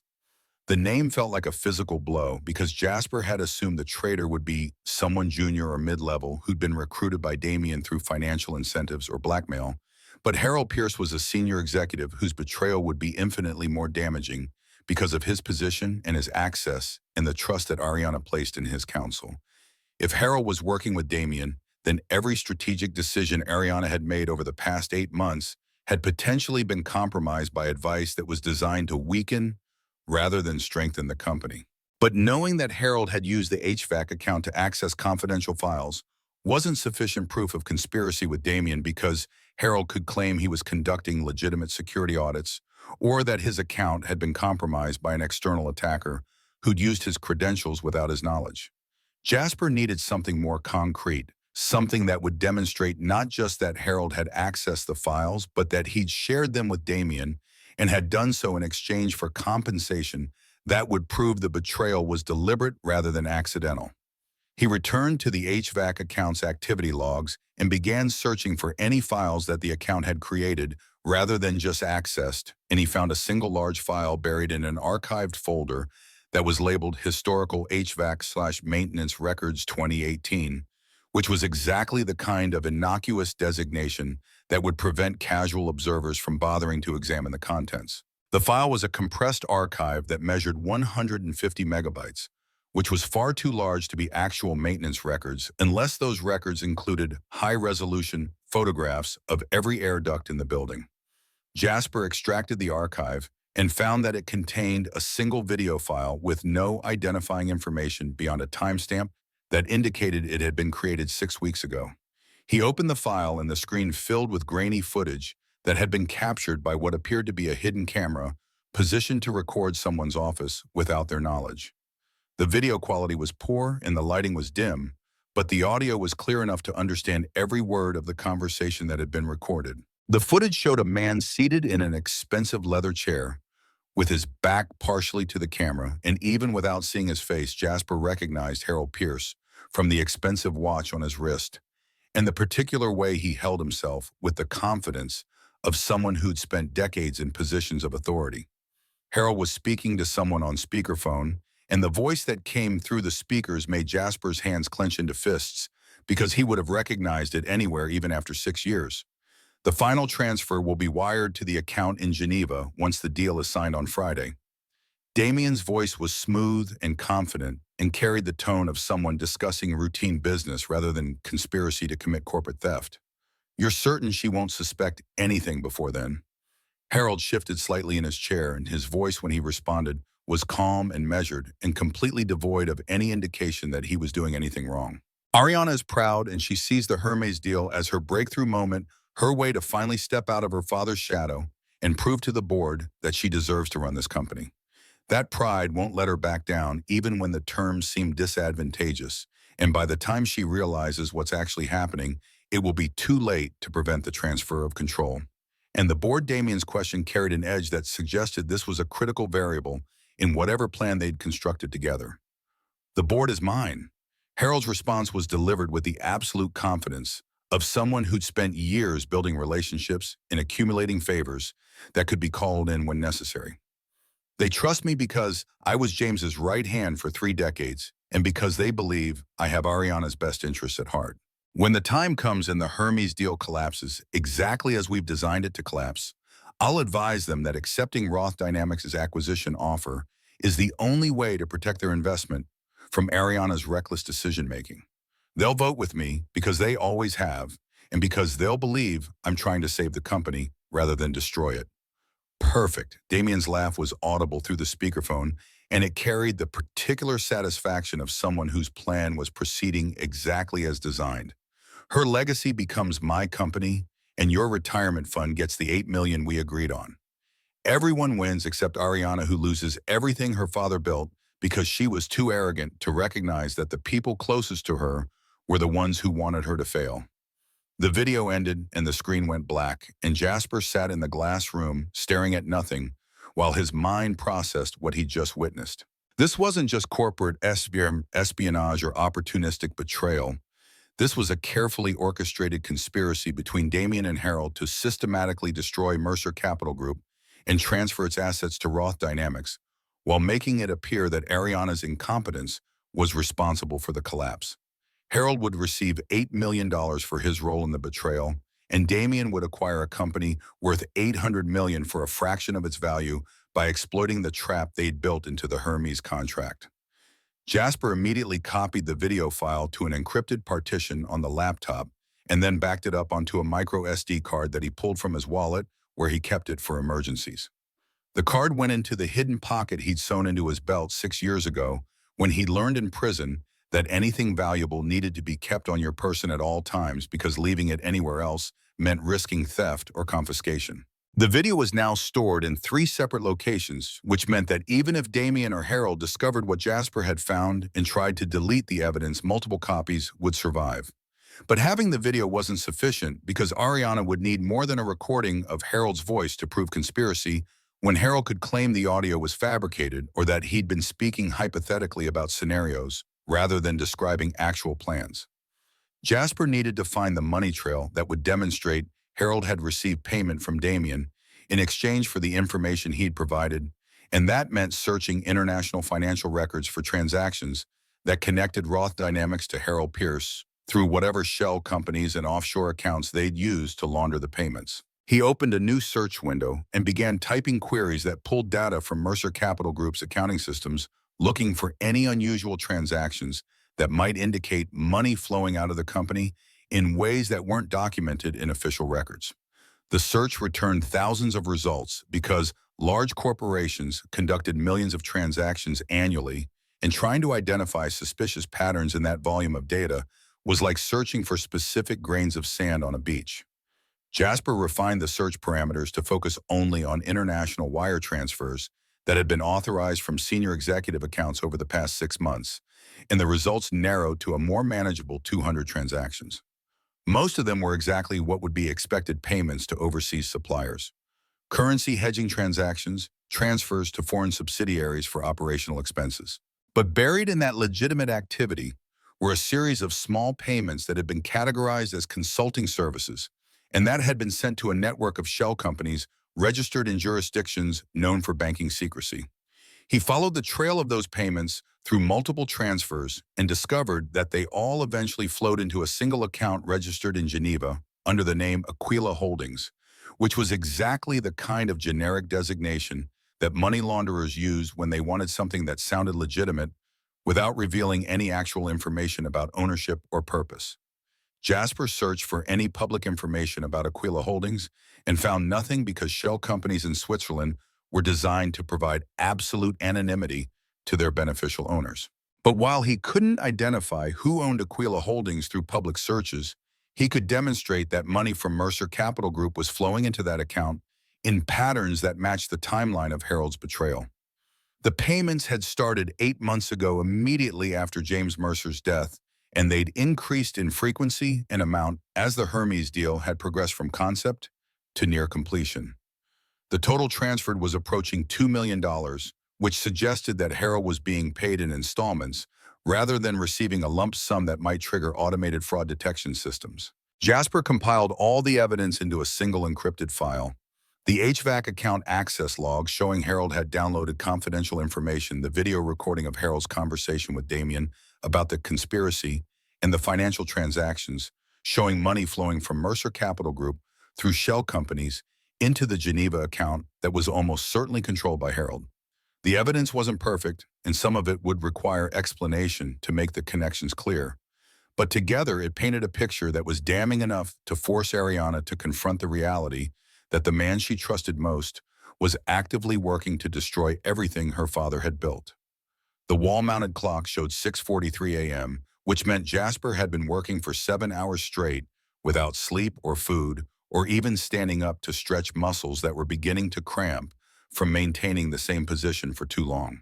The Seattle sky outside the glass walls had transformed from black to gray to the pale orange that preceded actual sunrise, and the city below was transitioning from night to day as early commuters began filling streets that would be gridlocked within 2 hours. Jasper picked up the desk phone that connected directly to Ariana's office, and he hesitated for just a moment before dialing, because once he made this call, everything would change, and there would be no returning to the comfortable invisibility of being a janitor who mopped off floors and avoided attention. His finger pressed the button, and the line rang once before Ariana answered, with a voice that was clear and alert despite the early hour, and Jasper suspected she hadn't slept at all during the night, just as he hadn't. "I have everything." His voice was low and steady despite the exhaustion that was making his vision slightly blurry. "The traitor, the mechanism, the proof. But you need to see it in person, and you need to prepare yourself because what I'm about to show you is going to hurt."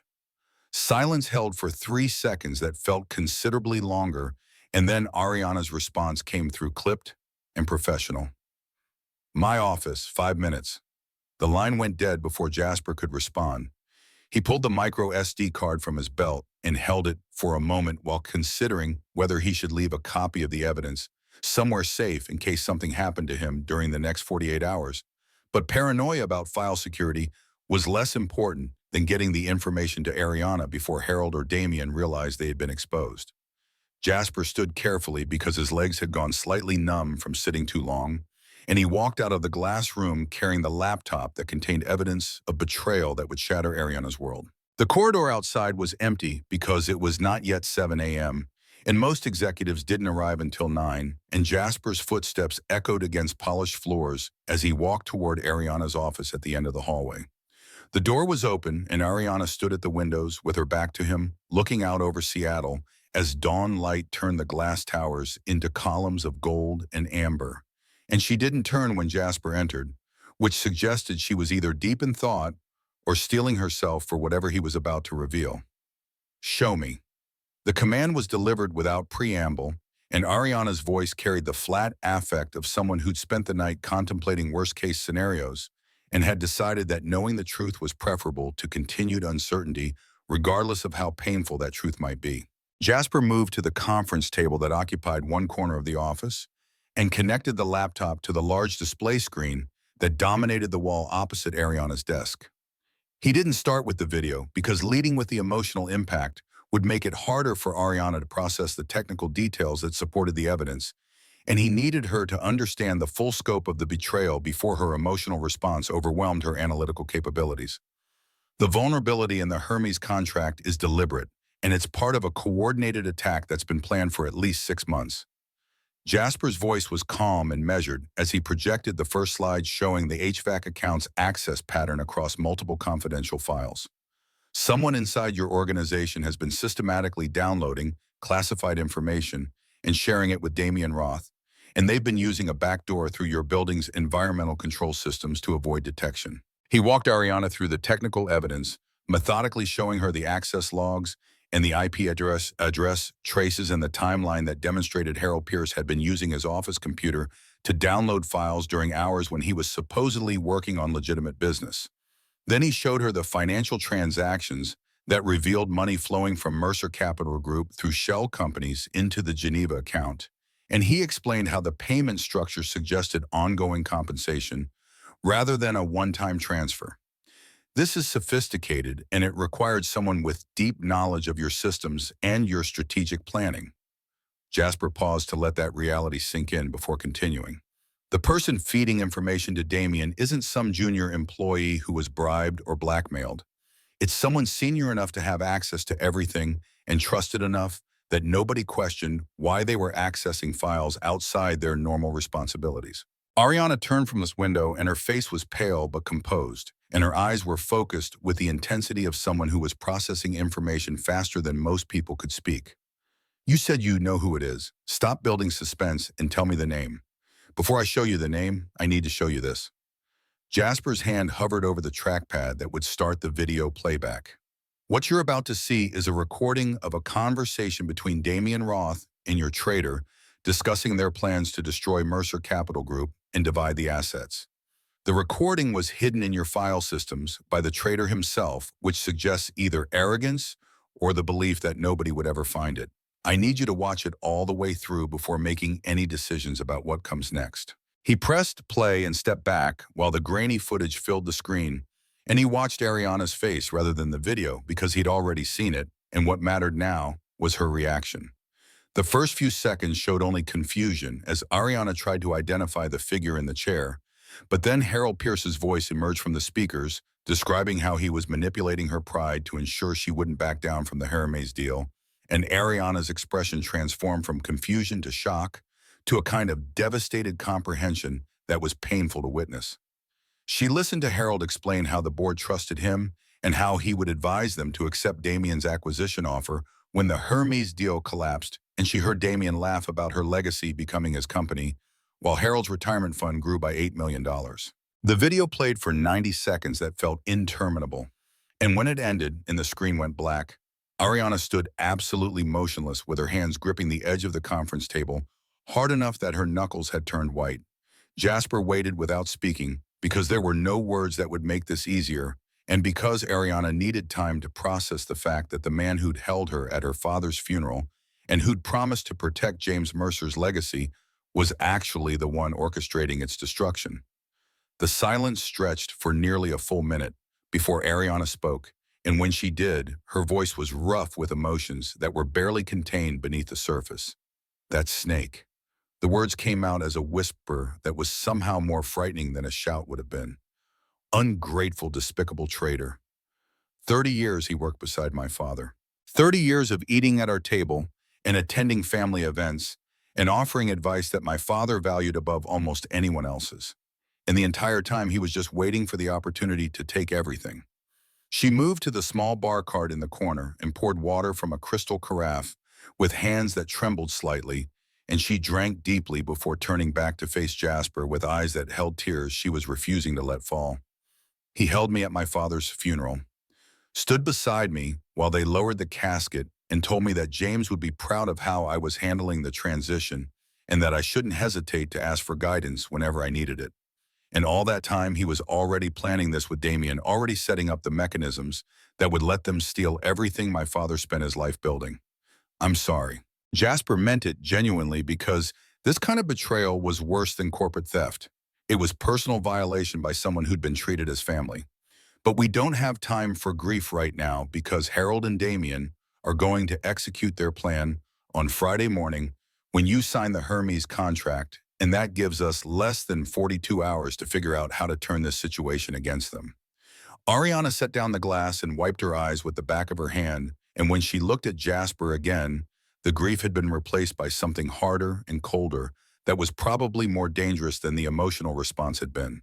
You said you wanted to know how to flip this so it destroys them instead of destroying me. Tell me what you're thinking, because right now I want Harold Pierce and Damian Roth to pay for what they've done in ways that will make them understand exactly what they've lost. They've already handed us the weapon. Jasper moved to the whiteboard that occupied one wall of Ariana's office and picked up a marker, and the familiar weight of it in his hand brought memories of the Tribeca office where he and Damien had once stood side by side building algorithms instead of destroying each other. The Hermes contract is the trap they have set for you, but traps work both ways if you understand the mechanism well enough to reverse the pressure. He began sketching a diagram that showed the flow of the deal and where the vulnerabilities existed, and Ariana watched with the focused attention of someone who'd spent 8 months learning to read complex financial structures under pressure. The leveraged buyout clause that Harold and Damien built into the contract is designed to trigger when your offshore assets transfer in ways that can be interpreted as irregular. And that ambiguity is what makes it dangerous because Damien's lawyers will argue that any deviation from expected procedures constitutes a breach that activates the buyback provision. So we cancel the deal and restructure it without the vulnerable language. Ariana's response was immediate, but Jasper shook his head because the obvious solution wouldn't work when Harold was sitting on the board and would simply find another mechanism to accomplish the same objective. Canceling shows weakness and gives Harold time to construct a different attack vector. Jasper drew a second diagram that showed the reciprocal relationship he was envisioning. What we do instead is add our own clause that's buried even deeper in the legal language. Something so technical and boring that Harold won't bother reading it carefully because he'll assume his trap is already in place and functioning. Ariana's eyes narrowed as she began to understand where Jasper was leading. You want to create a reciprocal buyback provision that triggers if their clause is activated under fraudulent circumstances. Exactly. Jasper's marker moved across the whiteboard, creating the architecture of the countertrap. We draft language that says if the original LBO clause is triggered based on information that's later determined to have been obtained through corporate espionage or conspiracy, then the entire contract becomes void, and all assets of the party that triggered it are automatically forfeited to Mercer Capital Group as liquidated damages for the attempted fraud. The logic was elegant in its simplicity because it used Harold and Damien's own mechanism against them, and if they activated their trap, then Jasper's counter-trap would spring simultaneously and would consume Roth Dynamics instead of Mercer Capital Group. But the plan required perfect execution because Harold needed to believe the additional clause was his own idea rather than something Ariana had inserted to protect herself, and that meant they needed to manipulate him into requesting exactly the language they wanted him to include. This is beautiful and terrifying. Ariana studied the whiteboard with an expression that mixed admiration and anxiety. But there's a problem that makes it impossible. Robert Crane is our chief legal counsel, and he drafts all our major contracts. And Robert is deep in Harold's orbit because Harold was the one who recommended him for the position 3 years ago. The moment I ask Robert to add language like this, Harold will hear about it within hours and will know we're aware of the trap. Then we don't use Robert. Jasper set down the marker and turned to face Ariana directly. You need someone who can draft airtight legal language, and who Harold doesn't control, someone your father trusted absolutely, and who would burn down the world to protect his legacy if you asked them to. Ariana was silent for several seconds while her mind worked through the available options, and then something shifted in her expression as she reached a decision.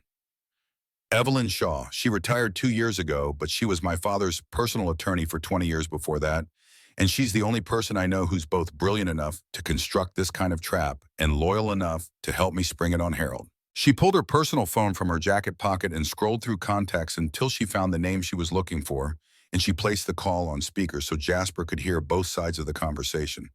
The phone rang 4 times before a woman's voice answered with the slightly irritated tone of someone who'd been woken earlier than they'd prefer. Evelyn, it's Ariana. I'm fine. Yes. Listen, I need you to come to my office right now. It's urgent. No, I can't explain over the phone because I don't know who might be listening. Please, Evelyn, I wouldn't call you at 7 in the morning if it weren't serious enough to justify it. The voice on the other end shifted from irritation to concern, and Evelyn Shaw agreed to be there within the hour, which meant she lived close enough to downtown Seattle that morning. Traffic wouldn't prevent her from arriving before the situation deteriorated further. Ariana ended the call and immediately placed another one to Nina Patel with instructions to have coffee and breakfast brought to the office because the next several hours would require sustained mental effort that couldn't be maintained on exhausted bodies and empty stomachs. While they waited for Evelyn to arrive, Jasper's phone buzzed with a text message from Mrs. Alvarez that made his chest tighten with anxiety that had nothing to do with corporate espionage or financial fraud. The message was brief but concerning. Jasper, Sophia feels warm again. Says her head hurts, just letting you know. Fever returning meant Sophia's body was fighting something and that the brief respite from symptoms had been temporary rather than permanent. And Jasper's mind immediately jumped to worst-case scenarios about infections or complications from her metabolic disorder that the medication couldn't control. He typed a response asking Mrs. Alvarez to take Sophia's temperature and let him know if it went above 100 degrees, and he tried to push down the fear that was threatening to overwhelm his ability to focus on the investigation that was the only path to earning enough money to keep his daughter alive long-term.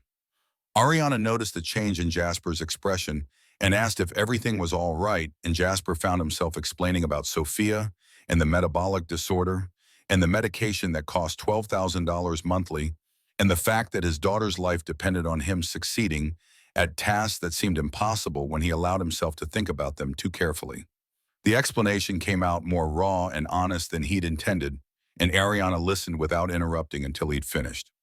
When this is over and we've destroyed Harold and Damien, the first thing I'm doing is making sure your daughter has access to the best medical care available regardless of cost. Ariana's voice carried conviction that suggested this wasn't empty reassurance but actual commitment. You're helping me save my father's company, and I'm going to help you save your daughter, because that's what partners do for each other. The word partners landed with unexpected weight because Jasper hadn't thought of himself as anyone's partner since Damien had betrayed him 6 years ago, and the idea that Ariana considered him an equal rather than a hired investigator was simultaneously comforting and frightening because it meant she was trusting him with things that mattered beyond just solving the immediate crisis. Evelyn Shaw arrived at 8:37 a.m., moving with the brisk efficiency of someone who'd spent decades responding to urgent calls from clients who needed legal expertise deployed immediately. She was in her early 60s with silver hair cut in a practical style and eyes that were sharp enough to dissect complex arguments before the person making them had finished their first sentence. She hugged Ariana briefly but warmly in a way that suggested genuine affection rather than professional courtesy, and then she turned her attention to Jasper with an assessing gaze that made him feel like he was being evaluated against standards he didn't fully understand. This is Jasper Reyes, and he's the reason we're all here. Ariana gestured toward Jasper without offering any explanation about why a man in a custodial uniform was participating in strategic discussions about corporate law. Jasper discovered that Harold Pierce has been working with Damian Roth to destroy Mercer Capital Group, and we have approximately 40 hours to turn their conspiracy against them before they execute their plan. Evelyn's expression shifted from curiosity to cold fury as Ariana played the video of Harold's conversation with Damian, and by the time the recording ended, Evelyn's jaw was set in a way that suggested she was ready to deploy every legal weapon at her disposal against the man who'd betrayed James Mercer's legacy. Harold Pierce, after all these years. Her voice was heavy with disappointment and anger. Your father trusted him absolutely, and this is how he repays that trust by conspiring with corporate raiders to steal everything James built. But the anger faded quickly and was replaced by the focused intensity of someone who'd been presented with a complex problem and was already formulating solutions. Jasper explained his plan for the reciprocal clause, and Evelyn listened with the kind of attention that suggested she was simultaneously evaluating the legal theory and considering implementation challenges. And when Jasper finished, she nodded slowly in a way that indicated professional approval. The elegance of using their own trap against them is deeply satisfying, and the legal architecture is sound if we can draft language that's sufficiently camouflaged to avoid Harold's scrutiny. Evelyn pulled a yellow legal pad from her briefcase and began sketching the clause structure in handwriting that was precise and economical.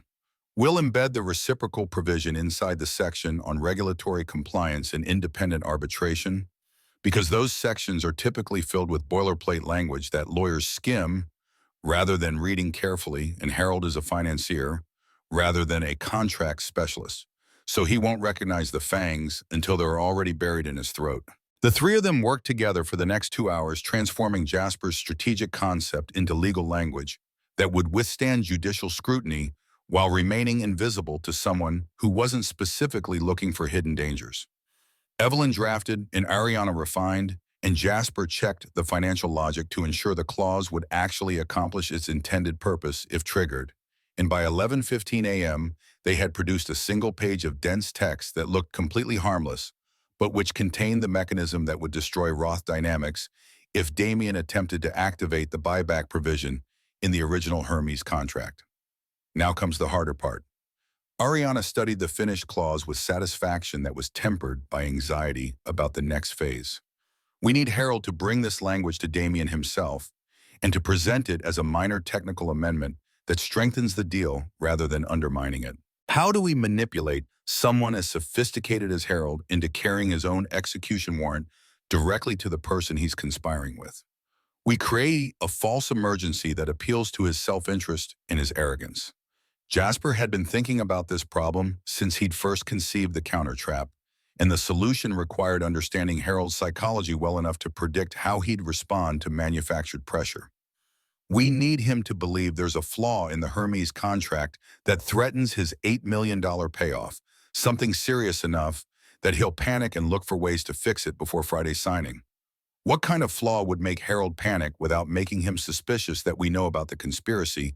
Evelyn's question went to the heart of the challenge because the bait needed to be believable enough to trigger Harold's protective instincts while being harmless enough that it wouldn't actually endanger the deal.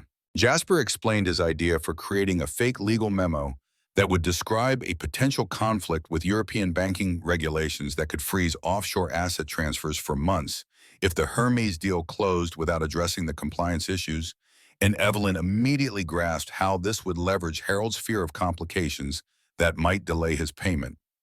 She drafted the fake memo in language that was sufficiently technical to seem legitimate while being vague enough that it couldn't be easily verified through independent research, and by noon they had a document that looked like a genuine internal legal analysis warning about regulatory problems that required immediate attention. The final piece of the trap is delivering the fake memo to Harold in a way that would make him believe he'd discovered it accidentally rather than being fed information deliberately, and Ariana proposed leaving the memo in a folder on a table in the executive lounge where Harold took his afternoon coffee break every day at 3 p.m. The approach was simple enough to be believable and sophisticated enough to appeal to Harold's anxiety, sense of his own cleverness at uncovering information that others had overlooked. At 2:45 p.m., Ariana walked through the executive lounge carrying a leather portfolio that contained the fake memo along with several genuine documents about unrelated matters, and she made a show of reviewing the materials while drinking tea at a corner table before standing abruptly as if she'd just remembered an important meeting. The portfolio remained on the table in a position that would be visible to anyone entering the lounge, and Ariana left without looking back because the entire performance needed to appear natural rather than staged. Jasper watched through a security camera feed that Nina had discreetly arranged, and at 3:08 p.m. Harold Pierce entered the lounge and poured himself whiskey from the bar that was stocked for executives who preferred alcohol to coffee during afternoon breaks.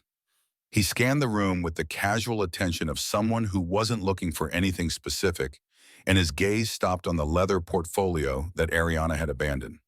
Harold glanced around to confirm he was alone, and then crossed to the table where he picked up the portfolio and began leafing through its contents. The moment when Harold found the fake memo was visible, even through the grainy security footage, because his posture changed from casual curiosity to focused attention, and he pulled the document out and read it carefully before folding it and slipping it into his own briefcase with the smooth efficiency of someone who'd stolen confidential information many times before. Harold finished his whiskey and left the lounge, and Jasper released a breath he hadn't realized he'd been holding because the bait had been taken, and now they could only wait to see if Harold would respond in the way they'd predicted. The response came at 5:32 p.m. when Nina's phone chimed with an internal meeting request from Harold Pierce asking for urgent access to Ariana to discuss a critical issue that had just come to his attention regarding the Hermes deal. Ariana accepted the meeting for 6 p.m. and used the intervening time to prepare herself for the performance that would determine whether Harold walked directly into the trap or whether he'd somehow recognized that he was being manipulated. Harold arrived at Ariana's office precisely at 6, carrying his briefcase and wearing an expression of concern that would have been convincing if Jasper hadn't known it was manufactured to conceal betrayal. "Ariana, we have a serious problem with the Hermes contract." Harold's voice was smooth and reassuring in the way that predators are reassuring when they want their prey to remain calm until the killing stroke. "I've discovered a potential regulatory conflict that could freeze the entire deal for months if we don't address it before Friday's signing." He pulled the fake memo from his briefcase and handed it to Ariana, and she read it with theatrical attention, while her face showed appropriate concern about the described problems. "This is terrible timing." Her voice carried exactly the right mixture of frustration and anxiety. "How did our legal team miss something this significant during their review process? These European banking regulations are obscure, and they change frequently, so it's not surprising that Robert's team overlooked them during the initial analysis." Harold's explanation was delivered with the confidence of someone who believed he was educating rather than deceiving. "But the good news is that this is fixable with a relatively minor amendment to the compliance section of the contract. I took the liberty of having our external counsel draft appropriate language that should satisfy the regulatory requirements without requiring us to delay the signing." At that moment, Nina knocked and entered carrying a message that Evelyn Shaw had arrived and was requesting an immediate meeting with Ariana about urgent legal matters related to the Hermes deal. Ariana expressed surprise at the timing, but asked Nina to show Evelyn in, and when the attorney entered, she moved with the brisk efficiency of someone who'd been working on complex problems and had solutions ready to present. Evelyn greeted Harold with professional courtesy that showed no indication she knew about his betrayal, and then she turned to Ariana with a serious expression. "I've been reviewing the Hermes contract at your request, and I've identified a potential issue with the regulatory compliance section that needs to be addressed before signing. The language around offshore asset transfers isn't sufficiently protective given recent changes in European banking oversight, and we need to add clarifying provisions that will prevent complications down the road."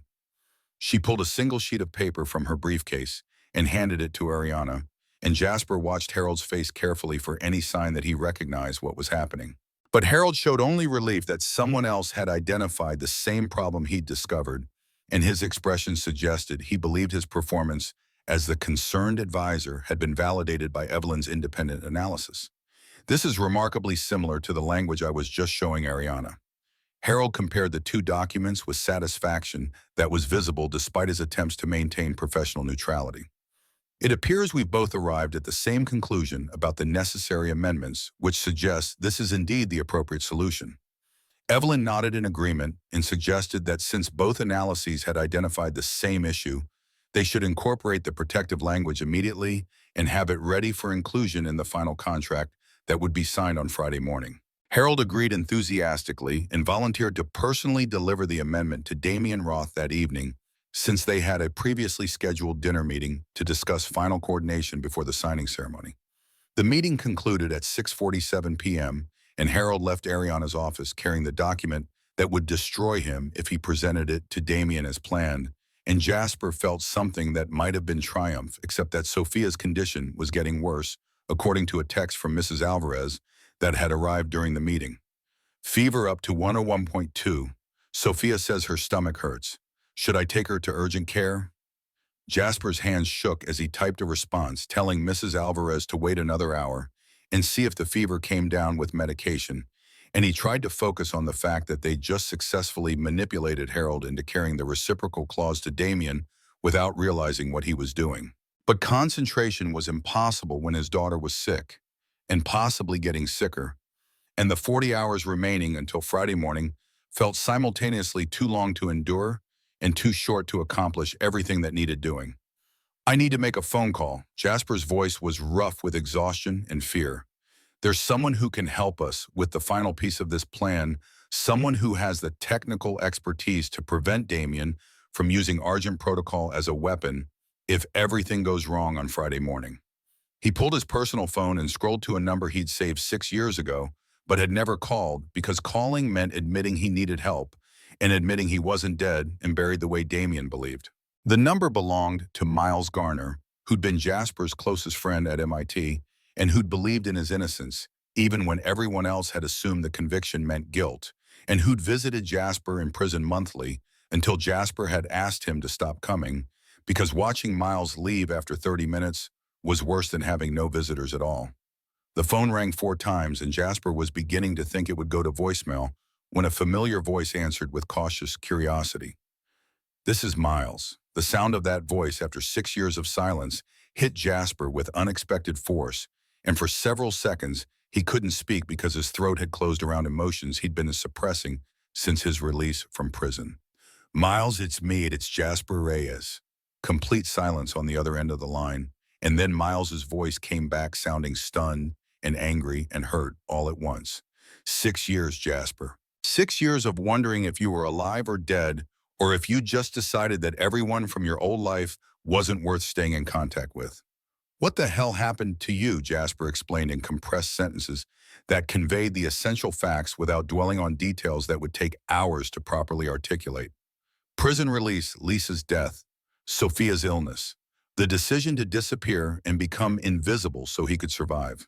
And now Damian Roth was using Argent Protocol to attack Mercer Capital Group the same way he'd attacked Jasper 6 years ago, and Jasper needed Miles's help to stop him, because Miles was the only person who understood the algorithm well enough to execute the kill switch that Jasper had built into the original code. The kill switch was a sequence of trades that made no logical sense, but which would force Argent Protocol into an emergency shutdown if executed with precise timing, and Jasper had designed it as a failsafe back when he'd still believed that safeguards were necessary because people could make mistakes even when they weren't deliberately malicious. He'd never imagined the kill switch would be needed to stop Damian from weaponizing the algorithm to crash markets and destroy companies, but the fact that it existed meant there was a way to neutralize Argent if Damian activated it as a defensive measure when his conspiracy was exposed. Miles listened without interrupting until Jasper finished, and then he was silent for nearly 30 seconds while he processed everything he'd just heard. "You're asking me to risk my trading license and possibly my freedom based on your word that Damian Roth is using our algorithm to commit corporate fraud, and you want me to execute a series of trades that will look like market manipulation if anyone examines them too closely. That's a lot to ask from someone who disappeared from my life 6 years ago without explanation." "I know," Jasper's voice was quiet but steady. "I know I have no right to ask for your help, and I know you have every reason to tell me to go to hell. But Damien destroyed my life using the code we built together, and now he's destroying other people's lives the same way. And if we don't stop him, he'll keep doing it because that's who he is. I need you, Miles. I need my friend. The plea was raw and honest in a way that made Jasper feel exposed, but it apparently reached something in Miles because when he responded, his voice had shifted from anger to reluctant acceptance. Mulberry Street Cafe at 1 p.m. tomorrow. Come alone and bring proof that what you're telling me is actually true, because if this is some kind of con, then I'm walking away and you'll never hear from me again. The call ended and Jasper stood holding his phone while Ariana and Evelyn watched him with expressions that suggested they'd heard enough of the conversation to understand its significance. That was Miles Garner, my former business partner, and the person who helped me build Argent Protocol before Damien stole it. If Damien activates the algorithm as a weapon on Friday morning, Miles can execute the kill switch that will shut it down before it causes permanent damage to the markets. But first, we need to make sure Harold and Damien actually take our bait and incorporate the reciprocal clause into the contract they're planning to use against you. Jasper checked the time and saw it was 7:43 p.m., which meant Harold's dinner meeting with Damien would be starting soon. And somewhere in a restaurant that catered to wealthy executives who preferred discretion to visibility, Harold would be presenting the amendment that would seal his own fate. The waiting was excruciating because there was nothing more they could do until Harold and Damien revealed whether they'd accepted the poison language, and Jasper used the time to call Mrs. Alvarez and check on Sophia, whose fever had decreased slightly, but who was complaining of persistent stomach pain that might be related to her metabolic disorder or might be completely unrelated. Mrs. Alvarez suggested taking Sophia to the emergency room if the pain didn't improve within 2 hours, and Jasper agreed while calculating whether he could leave the Obsidian Spire long enough to meet them at the hospital or whether his presence here was too critical to the operation. Ariana resolved that dilemma by offering to send her personal physician to examine Sophia at home, and she made the call before Jasper could object that he couldn't afford that level of medical care. DeMarcus Chen arrived at Jasper's apartment at 9:27 p.m. and conducted a thorough examination that concluded Sophia's symptoms were concerning but not immediately dangerous, and he prescribed medication that would address the stomach pain while monitoring for signs that hospitalization might become necessary. The kindness was overwhelming, and Jasper found himself thanking Ariana with words that felt inadequate to express what it meant to have someone care about his daughter's well-being when he'd spent 6 years believing that he and Sophia were completely alone in the world. Ariana dismissed his thanks with a gesture that suggested this was simply what partners did for each other, and she returned to reviewing the contract language with Evelyn while they waited for confirmation that Harold had delivered the reciprocal clause to Damien. That confirmation came at 11:53 p.m. when Nina forwarded a message from the legal departments saying they'd received revised contract language from Roth Dynamics that incorporated the regulatory compliance amendments Harold had requested, and the language matched word for word what Evelyn had drafted earlier that day. Damien had accepted the reciprocal clause without recognizing what it would do, and Friday morning's signing ceremony would now trigger the destruction of Roth Dynamics instead of Mercer Capital Group. Jasper met with Miles at Mulberry Street Cafe precisely at 1 p.m. on Thursday afternoon, and the reunion was awkward and painful in the way that reconnecting with old friends always was, when years of silence needed to be explained and forgiven before moving forward. Miles looked older and more tired than Jasper remembered, and the lines around his eyes suggested he'd spent the intervening years working too hard and sleeping too little in pursuit of success that had apparently remained elusive. They sat across from each other in a booth toward the back of the cafe where conversation wouldn't be overheard by other patrons, and Jasper showed Miles the evidence he'd compiled about Damien's conspiracy with Harold and the plan to use Argent Protocol as both an intelligence-gathering tool and a weapon that could crash specific stocks if the hostile takeover encountered resistance. Miles studied the documents and the video recording with the focused attention of someone who was evaluating both the evidence and his own willingness to become involved in something that carried significant personal risk. He weaponized our algorithm. Miles's voice was flat with anger and disappointment. The thing we built to help people make better investment decisions based on predicted market movements, and he turned it into a tool for corporate theft and market manipulation. That bastard. The anger was reassuring because it meant Miles understood the stakes and was motivated by more than just friendship with Jasper. And when Miles asked what specifically would be required for executing the kill switch, Jasper explained the sequence of 17 trades that needed to happen in under 3 seconds, with precision timing that would be impossible for human traders, but which could be accomplished using Miles's direct market access terminal that was connected via fiber optic cable to the central trading servers. They spent 2 hours reviewing the technical specifications and confirming that Miles's systems could handle the execution speed required, and by the time they left the cafe, Miles had committed to being ready on Friday morning with his terminal configured and his trading algorithms prepared to inject the kill switch sequence the moment Jasper gave the signal. The partnership that had been destroyed 6 years ago by Damien's betrayal was being rebuilt for one final operation, and Jasper felt something that might have been hope, struggling against the exhausted cynicism that prison and poverty had instilled. Friday morning arrived with the kind of perfect autumn weather that Seattle offered maybe 3 times annually when the rain paused long enough for the city to remember why people chose to live in the Pacific Northwest, despite the 9 months of gray skies. Jasper had slept perhaps 2 hours in Ariana's office because returning home would have meant being too far away if something went wrong, and Sophia had spent the night at the hospital under observation because her stomach pain had worsened to the point where Dr. Chen had recommended admission out of an abundance of caution. The signing ceremony was scheduled for 2 p.m. in Mercer Capital Group's main conference room, which had been designed to intimidate through sheer scale and luxury, and by 1:30, the room was filling with people whose presence was required either by necessity or by protocol. Harold Pierce arrived early and positioned himself near Ariana in the solicitous way that mentors position themselves near protégés, and his performance of concerned guidance would have been convincing if Jasper hadn't known it was camouflage for betrayal. Damien Roth entered at 1:45, surrounded by attorneys and advisors who carried themselves with the confidence of people who believed they were about to witness a historic corporate acquisition, and when Damien's eyes swept across the room, they passed over Jasper without recognition, because 6 years in weight loss, in gray hair, had transformed the brilliant analyst into someone who looked like administrative support rather than a threat. The lack of recognition was both satisfying and infuriating because it demonstrated how completely Damien had dismissed Jasper from his consciousness after destroying his life. The contracts were distributed and reviewed, and Ariana performed her role perfectly by asking detailed questions about specific clauses and requesting clarification on terms that were actually completely clear, and the delays stretched minutes into quarters of hours while Miles confirmed via text message that his terminal was ready and that he was monitoring Argent Protocol's signature in the market data streams.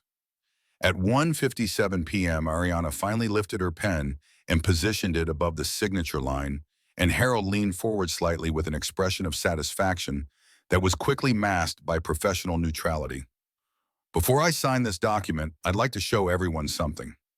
Ariana set down the pen and stood, and her voice carried the kind of authority that silenced conversations immediately. "There's been a suggestion from certain parties that my judgment regarding this acquisition might be compromised by inexperience or by emotional attachment to proving myself capable of executing complex deals. I'd like to address that suggestion directly by presenting evidence that this transaction has been conducted with full awareness of all relevant factors, including factors that some parties believed were hidden." She nodded to Nina, who activated the large display screen at the end of the conference room, and suddenly the grainy footage of Harold's conversation with Damien filled the wall in high definition that made every word and every gesture visible to the 50 people assembled in the room. The audio played through speakers that were calibrated for clarity, and Harold's voice describing how he was manipulating Ariana's pride, and how the board would vote to accept Roth Dynamics' acquisition when the Hermes deal collapsed echoed through the conference room like an indictment being read in a courtroom. Damien's face went pale and then flushed red as he realized what was happening, and Harold attempted to stand, but Ariana placed a hand on his shoulder with pressure that suggested he should remain seated until the video finished playing.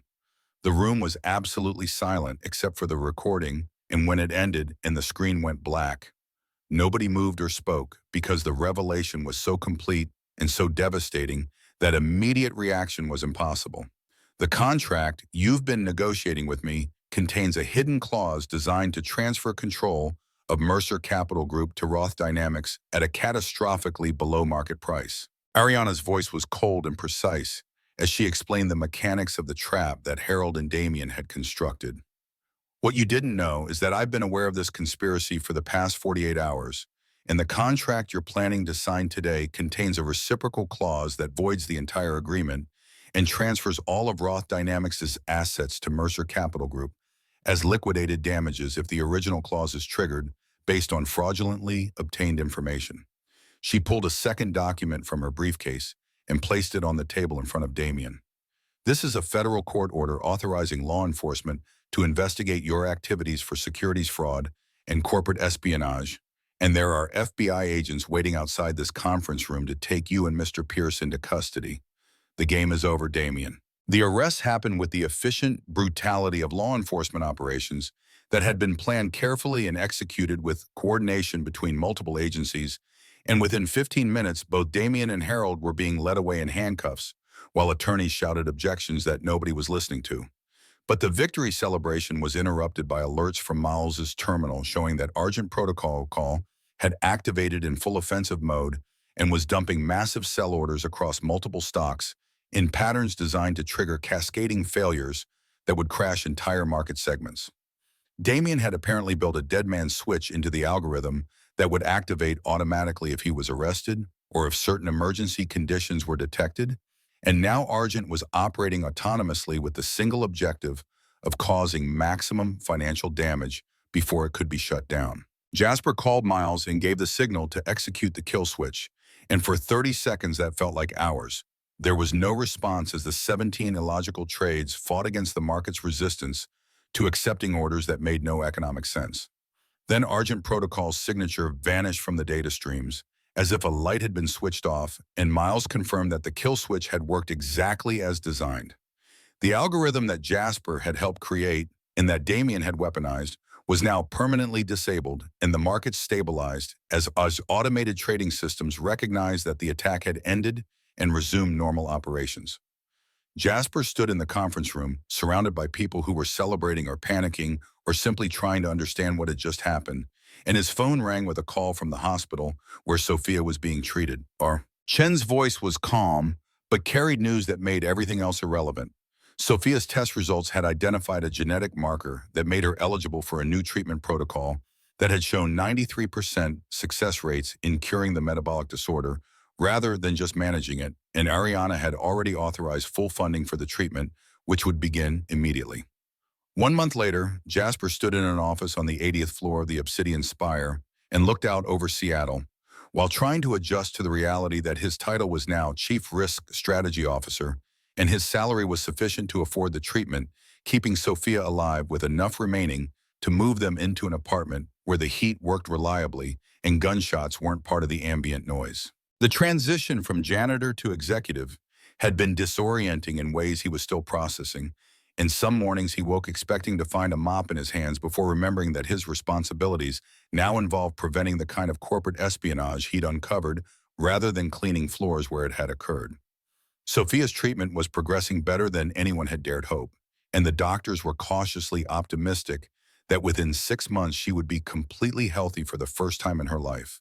Ariana visited them regularly and had become something that wasn't quite family, but was closer than friend, and Jasper was learning to accept help and partnership after 6 years of believing that survival required complete self-reliance and isolation from anyone who might discover his past. Damien Roth and Harold Pierce were both awaiting trial on multiple federal charges that would likely result in prison sentences measured in decades rather than years, and Roth Dynamics' assets had been seized and were being liquidated with proceeds going partly to Mercer Capital Group and partly to a victims' compensation fund for the companies and individuals who'd been harmed by Damien's use of Argent Protocol.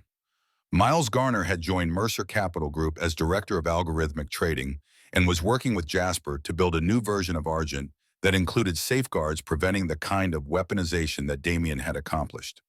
The door to Jasper's office opened, and Sophia entered carrying a drawing she'd made in the art therapy sessions that were part of her treatment program, and the picture showed 3 figures standing in front of a tall building with the caption, "My Family," written in her careful 8-year-old handwriting. The figures were labeled Dad, Me, and Miss Ariana, And the building was clearly the obsidian spire where Sophia now visited regularly because Ariana had converted a storage room into a small workspace where Sophia could do homework while Jasper finished his workday.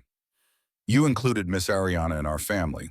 Jasper knelt beside his daughter and studied the drawing with attention that recognized how significant this was, given that Sophia had spent 6 years with only Jasper as her stable family presence. She takes care of us the way family is supposed to. Sophia's logic was direct and uncompromising. She made sure I got the medicine I needed, and she gave you a job where you don't have to work all night anymore. And she visits us even when she doesn't have to. That's what family does. The simple truth of that assessment made Jasper's throat tight, and when Ariana appeared in the doorway a moment later, he showed her the drawing and watched her eyes well with tears she didn't try to hide. For the first time in 6 years, Jasper Reyes believed that maybe the future could be something other than survival, and that maybe the ghost who'd been buried in prison and poverty was finally allowed to live again.